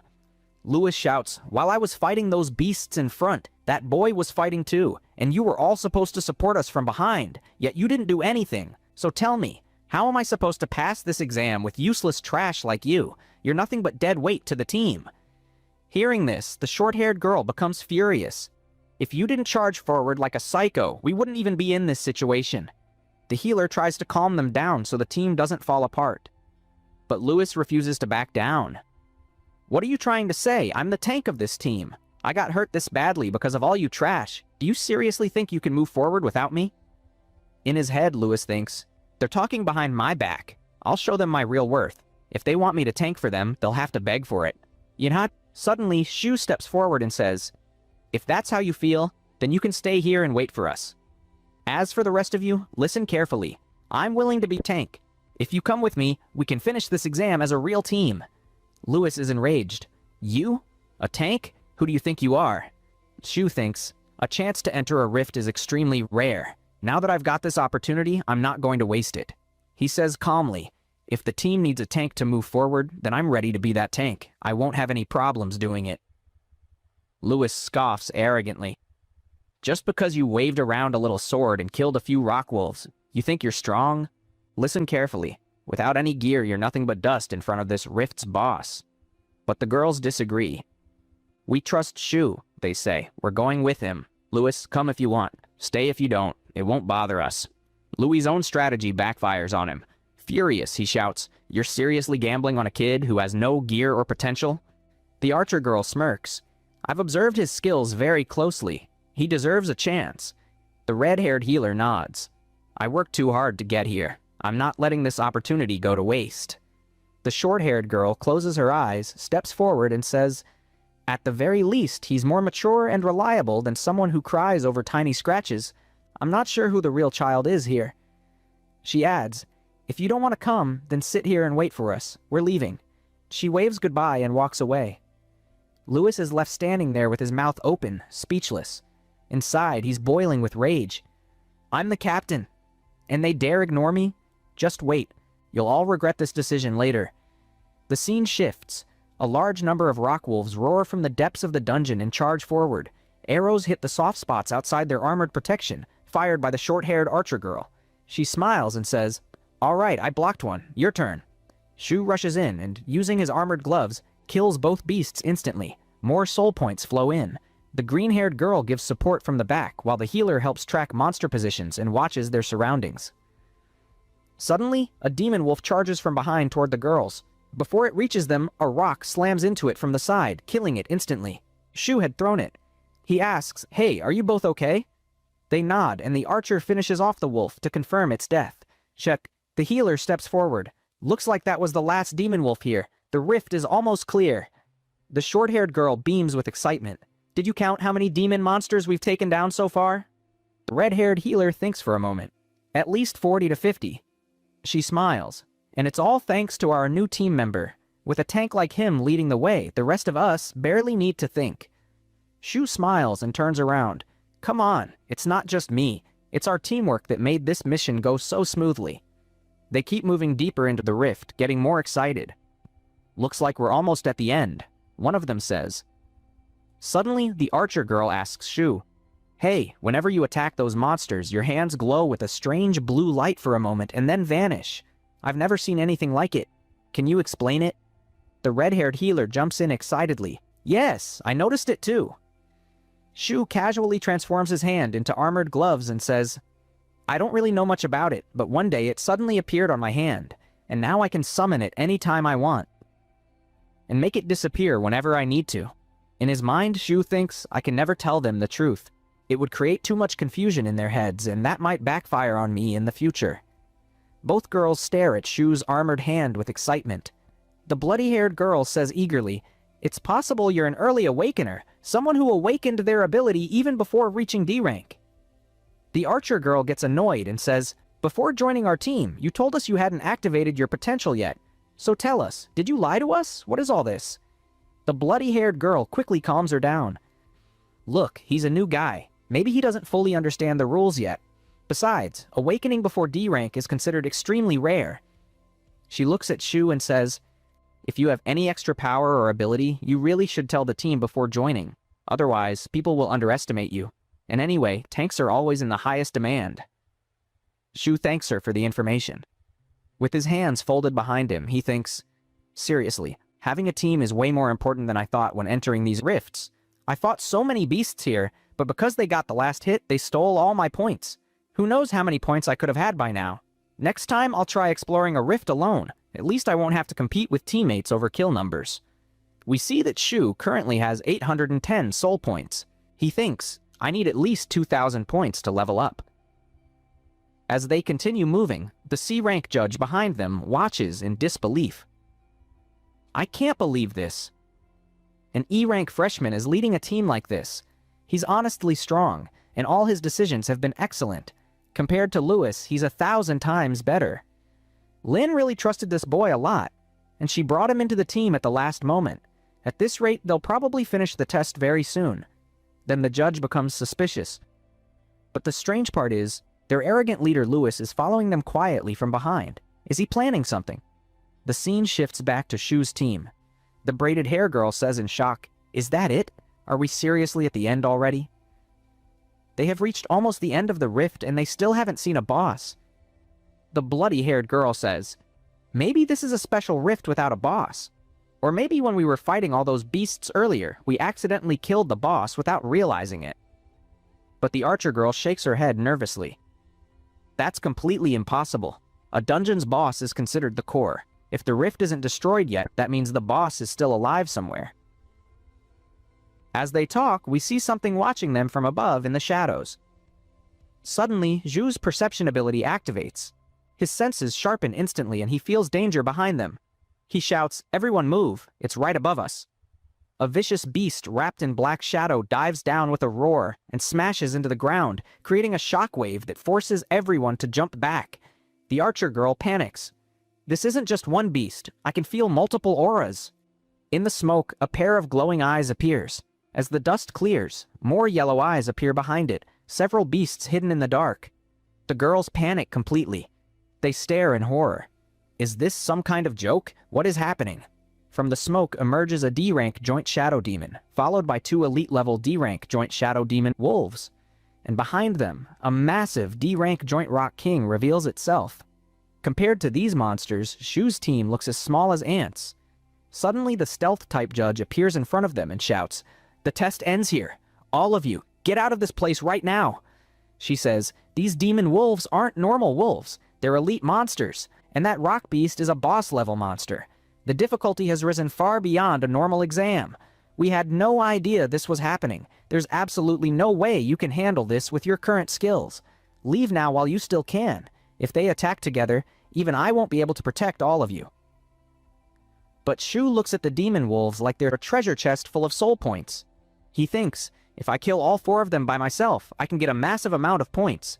But that Rock King is extremely powerful. Just then, a system notification appears. A mission is issued. Zhu is shocked. The system instructs him to kill the Rock King and earn soul points. He thinks, this is the first time the system is asking me to accept a mission, and this is Behemoth's second desire. Below that, it says if he leaves the dungeon without completing the mission, he will receive severe punishment.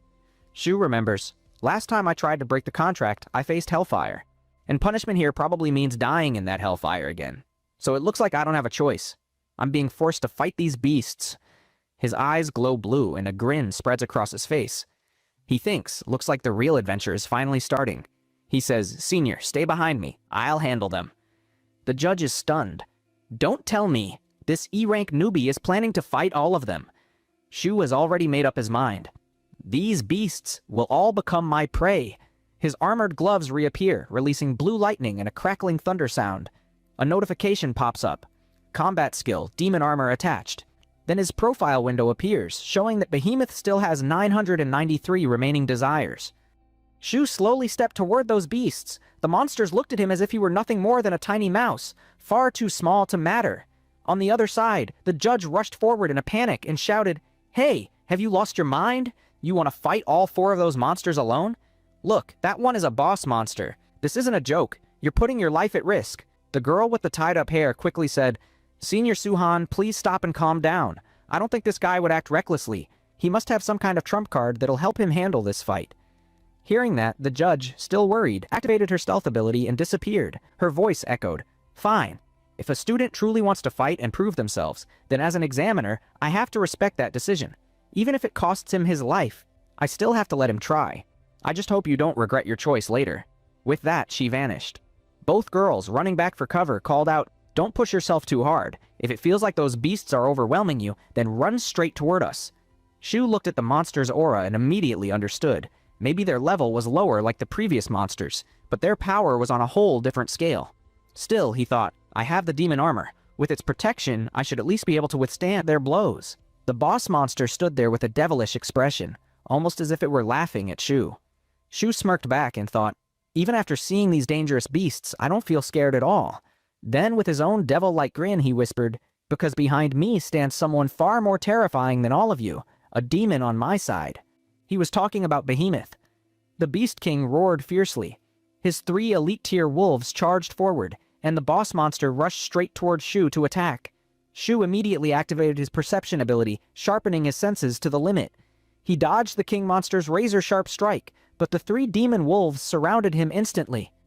The two girls gasped, shocked. Is he seriously holding off 4 Lord-level monsters at once? Are all tank potentials this strong? The other girl shook her head. No, not at all. Think about our Captain Louis. He couldn't do this. Even the judge was stunned. People say someone with awakened potential can barely handle 1 Lord monster. This kid, he's fighting 4. I can't understand what level of potential he's awakening right now. Meanwhile, Shu closed his eyes for a moment and thought, these are Lord monsters. I can't take them lightly. He narrowly dodged a demon wolf's claw strike and noted, this wolf's speed is almost the same as mine. I can handle 1, but there are 4. If I keep dodging, my stamina will run out and I'll become their prey. He leaped into the air, but another wolf lunged to bite him. Shu twisted midair, dodged again, and shot straight toward the king monster. I'll knock out the king first, then I'll deal with the rest. He landed a powerful full-force punch on the king's head. But suddenly, a golden aura erupted around the monster, making Zhu's eyes narrow. Even with his ultimate punch, he couldn't break through the king's shield. The shield instantly began healing with that same golden aura.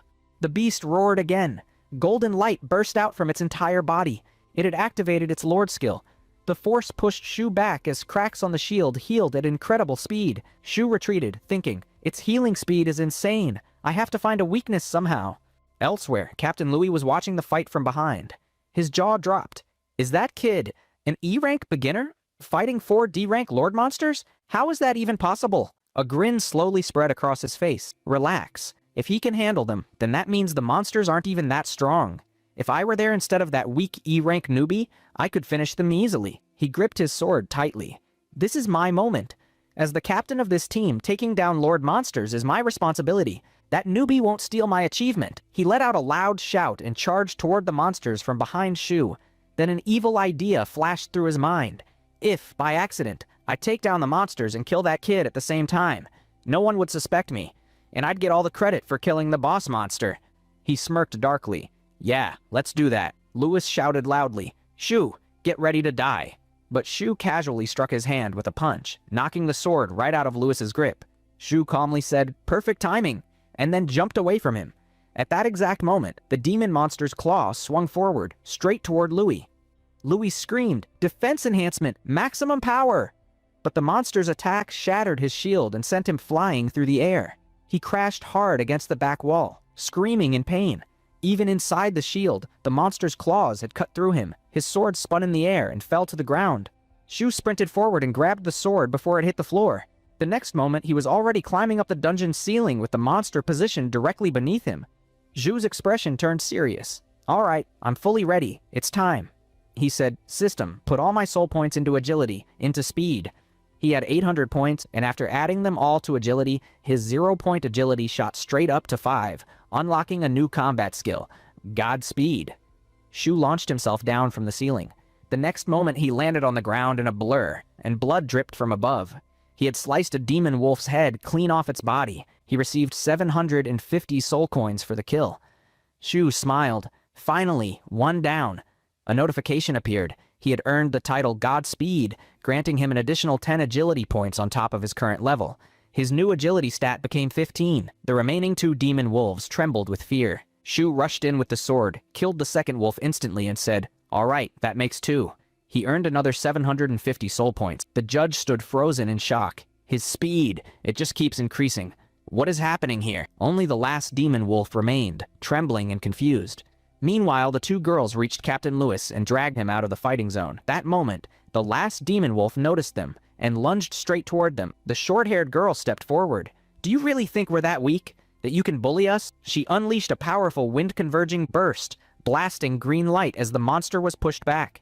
In that moment, Shu rushed in and finished the last demon wolf instantly, earning another 750 soul points. With the combined kills, Shu now had a total of 2,600 soul points. Then behind him, the Beast King roared and charged. Shu whispered, finally, 2260 soul points. Then he said, system, level me up. Instantly a notification appeared. His E rank, level 6, had now advanced to D rank, level 1. He still had 260 soul points remaining. A pillar of purple energy burst out from him, overflowing through the entire dungeon. The Beast King stopped in its tracks, sensing the overwhelming energy. The judge and the 2 girls stared in shock. A dark aura filled the air. A notification appeared. Shu had reached D rank, and his potential had also been unlocked. Dark blue energy poured from his body. Another notification appeared. His potential was named Abyss. With it, he could create his own domain. Shu stomped the ground, summoning the domain, and the massive Beast King was dragged inside. Shu turned around and said, "Skill activated." From the dark abyss below, long shadowy blades erupted, stabbing upward and impaling the monster. It was the evil god's 4 dark tentacles, capable of piercing anything.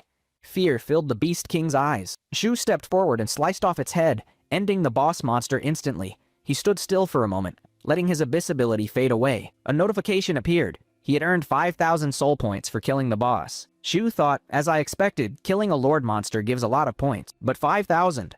That's impressive. And honestly, it was pretty easy, only because of my abyss talent. Otherwise, this fight would have dragged on for a long time. Another notification appeared. Behemoth's wish had been completed, and because he killed the King Wolf, Shu also received a Rock Wolf King crystal. A glowing yellow crystal appeared in his hand. It was a rare material, containing the pure condensed power of the Wolf King. Shu quickly slipped the stone into his pocket. Suddenly, the 2 girls ran toward him, shouting excitedly, "I can't believe my own eyes. You actually defeated all 3 Lord monsters by yourself." The girl with the tied hair said, "Now that this Lord monster is dead, does that mean our exam is finally over? Or is there another stage coming?" Right then, the B-rank judge stepped forward from the shadows. "As you've already sensed, the star energy fluctuations here have stabilized. That means the final Lord monster of this dungeon has been defeated. And yes, you all have officially passed this test." The 2 girls froze for a moment, then screamed with joy and hugged each other tightly. Both of them greeted Shu and said, "Hey, new guy, thank you so much. We were only able to pass this exam because of you." Shu replied, "My name is Joe. Please call me by my name instead of new guy." The judge and the healer girl laughed. Then the judge announced, "Louis and Xiaolin have earned 5 credit points in this exam." Xiaolin, the healer girl, smiled and said, "We didn't do anything. All the credit goes to the new guy." The judge smiled and said, "You stepped up where it mattered, and when you felt you needed to fall back, you did that wisely too. You handled everything calmly." She looked at Shu and added, "And you earned a total of 15 points. Your personal skills and leadership capabilities are absolutely amazing.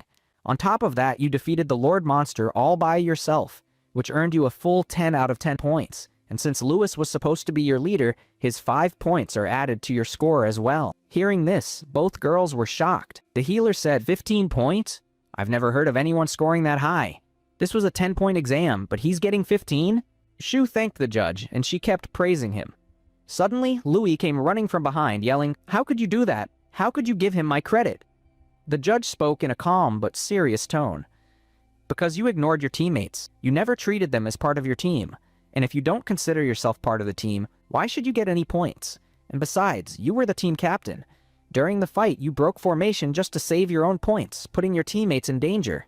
On top of that, you even dared to attack one of your own teammates." She continued, "According to Academy regulations, you are disqualified from this exam. You have failed." Louis screamed, "But I just wanted to finish the fight quickly. You can't do this to me. I'll appeal your judgment." The judge walked away calmly and said, "Do whatever you want. When the higher-ups investigate your actions, you'll receive punishment far worse than this." Hearing that, Louis panicked completely and couldn't say another word. The judge said, "We need to leave this rift quickly. It's about to close." The scene shifted. After some time, they all returned to the academy. The judge said, "I've already submitted your test results. You'll receive them within 24 hours. Everyone thanked the judge. Meanwhile, Louis walked away slowly, disappointed and discouraged. The 2 girls excitedly told Shu, "If we ever get the chance in future missions, we'll definitely try to team up with you again." They exchanged numbers with him. Then the judge smiled and said, "So, Shu-chen, it looks like you haven't joined any guild yet. Would you like to join our Shadowfell guild?" "So, sure," Shu replied, "but don't I need to be at least C rank to join a guild?" The judge said, "That's only for the big guilds. Our guild is mid-rank, so the restrictions aren't that strict. With your ability, we can offer you an annual salary of around 3 million. Shu thought, 3 million? That's a pretty good amount, but someone else already offered me even more. I can't accept right now. So he politely refused and said he wasn't interested in joining any guild at the moment. The judge looked a little disappointed. "Oh, okay, no problem. If you ever change your mind in the future, remember, our doors will always be open for you." Just then, someone walked over and asked, "So, is the exam over?" It was Lin, along with her purple-haired assistant. She smiled and asked, "So, what were you all talking about?" The judge quickly changed the topic and said, "Nothing much, just congratulating him for finishing the exam." The 2 girls shouted Zhu's name cheerfully and said, "We'll meet again." Shu asked Lin, So, were you waiting here for me? Lin replied, yes, we came for you. Looks like you finished the exam way earlier than I predicted. It's okay though, your luggage has already been delivered to your place. Come on, I'll show you your room. After a while, they arrived at an extremely luxurious apartment, the dorm room assigned to Shu. Shu was stunned by how fancy it was. Shu stayed silent for a moment and finally asked, since I've already passed the exam, can I ask why you want to recruit me into your guild? Lin's assistant panicked a little. Lin, is it okay to tell him all this? Lin said softly, don't worry. If I've chosen to recruit Shu, that means I trust him. And now that he's passed the exam, nobody will question his capabilities. Shu was confused. Who exactly are you talking about? Lin said, I'm the official heir of our guild, since my father is the guild leader. But internally, there are 3 factions fighting for the position of the next guild leader. She spoke seriously. To secure my position, I need to form a loyal team. That's where I need your help. Shu was shocked. So you don't trust your old team? If that's the case, why do you trust me so much? Dude, because you're the protagonist of the story. Back in the story, Lin said, I watched your fight in the Blackwater Zone. It was impressive, truly worthy of praise. The determination in your eyes, your hunger for power, that's what made me choose you. And there's another reason. I checked your background. You're carrying a huge loan from the 4th level Light City. But behind that loan agency is a massive corporation based in the central area, the core of the entire system. She continued, they use their influence to steal information, alter data, and trap talented people like you. Once you become strong enough, you'll catch their attention. And when they find out you took a loan from their agency, they'll make sure you remain their slave for life. Even if you pay them back, they'll bury you under some contract or hidden terms and force you to serve them forever. Then she said with a serious voice, join me. I promise I'll protect your data. And that loan company is one of my enemies. When I defeat them, I'll erase all your information from their records so their greed never reaches you. Our interests align perfectly, so tell me, will you join us? He suddenly goes completely quiet. He thinks getting backing from such a powerful guild is honestly the safest option. And on top of that, what they're offering me, I'm never going to find this in any other guild. Turning this offer down would basically be like banging my head against a wall for no reason. So he smiles and says, all right, I'll definitely help you. Lin laughs softly and says, there's no rush. Take your time and handle things at your own pace. Cece, send it to him. The purple-haired girl nods, taps on her tablet, and right then, a notification pops up on the hero's phone. He looks at it and sees 5 million deposit in his bank. The hero is shocked. Did they really just transfer that much money so casually? Lin says, look, in a C-rank guild, 5 million is a full year's salary. But for our guild, this is just an advance payment. For now, you can rest. Once your results come in, we'll complete all the paperwork. And if you need anything here, don't hesitate to talk to us. Shu thanks them, and they finally leave. Shu lies down on his bed and says, finally, I'll get a little rest. Then he opens his system panel and checks everything. He sees 4 options: status, level attribute upgrade, rank up, and shop. He currently has 5,260 soul points. Shu opens the attribute upgrade section and sees that going from D-level stage 1 to stage 2 requires 5,000 soul points. And for physics, strength, agility, spirit, perception, and potential, each has a different point requirement. His eyes stop at potential. He's shocked to see that upgrading potential costs double the points compared to normal attributes, and leveling up would use up the entire 5,000 he has. He thinks, right now, leveling up doesn't seem like the smart choice. Last time, when I increased my agility and speed, I got that new skill, Godspeed. So if I upgrade my potential, what will I get? So he upgrades his potential from 0 straight to 5, spending 1,600 points. A notification pops up saying his potential has moved from level 1 to level 2. That means 0 to 5 were small sub-levels, and upgrading past 5 puts him into level 2. Now he unlocks a new power. He can summon 6 tentacles from the abyss instead of 4, and he can now store items inside the abyss. For now, his space level is 1 and has a capacity of 160. Shu tightens his fist and says, just like I thought. Leveling up potential unlocked a new skill in the abyss. He tries using it on a bottle nearby. Using his abyss skill, he pulls the bottle out from the abyss directly into his hand. He stores the old crystal and the Cathra magic armor fragment inside as well, then pulls the water bottle back out again. He laughs and says, nice. With this, I can easily store and move things around whenever I want. Then he notices the rank up option, but he can't use it yet because he doesn't have enough points. His attention then lands on the last option, Exchange Shop. He opens it and finds healing potions, stamina potions, and a huge variety of weapons, each with different prices. He thinks, during today's fight in the Rift, I really needed a weapon, and normally, buying a weapon from this school costs a ridiculous amount of money. Everything here is insanely overpriced. Let me see what I can get from this shop instead. He spends 1,500 points to buy a sword, and immediately a really high-quality sword appears from the system. Zhu gets excited. This sword is perfect for my body. The size, the balance, it fits me perfectly. Now he has only 2,160 points left, so he decides to save the rest for later. Right then, Behemoth appears and asks in shock, "Hey, what are you talking about? What is all this?" Zhu looks to the side, equally surprised. He laughs and slips the sword into the abyss. "Look, I activated a new potential skill called Abyss. I can store things in it, and during battle I can use it in some pretty dangerous ways." Behemoth is stunned. "Wait, you already learned how to use those Abyss tentacles that easily? And you even broke through to D rank?" Zhu laughed. "Yep. Honestly, all of this happened inside the rift, and I didn't have any trouble with it." Behemoth thinks, "I invested so much of my power into him that I could barely come out for a while, but his growth is insane." Then he gives a sinister smile and says, "Well then, now that you can enter the rift anytime, it's finally time for you to fulfill all my desires." Scene shifts to the evolution department. Zhu is sitting on a chair while a bunch of people move around the room. He's talking to Behemoth. He tells him that he came here to get his potential reading card because once he gets that card, taking missions becomes much easier, and then he can move in and out of the rift freely. Right then, a receptionist on the side says, "Zhu Chen, it's your turn now." Zhu looks at him and immediately walks over. The receptionist says, "I've already reviewed your file. You're a new student, and new students awakening directly at D rank is extremely rare. Come inside. I'll explain how everything works." As they walk, the girl tells him, "Inside there's a stone. You'll place your hand on it, and whatever color appears will determine your ability rank. The ranks go from bronze, silver, gold, platinum, all the way up to legendary. The rarer and higher the tier, the stronger your potential." Just then, a boy and girl walk in from the other side. The boy smiles and says, "I awakened at silver rank." The girl looks disappointed and says, "I only got bronze. What am I even supposed to do now?" The receptionist says, "There's no need to be discouraged here. If your level turns out low, you'll be given another chance to awaken. You'll just have to polish your skills a bit more." After a few minutes, they arrive in front of the awakening stone. The receptionist says, "Place your hand gently on it. Your trial will be over soon." Zhu places his hand, and an intense burst of energy erupts from the stone. Golden, purple, green, and several other colors swirling together. The girl watching gasps.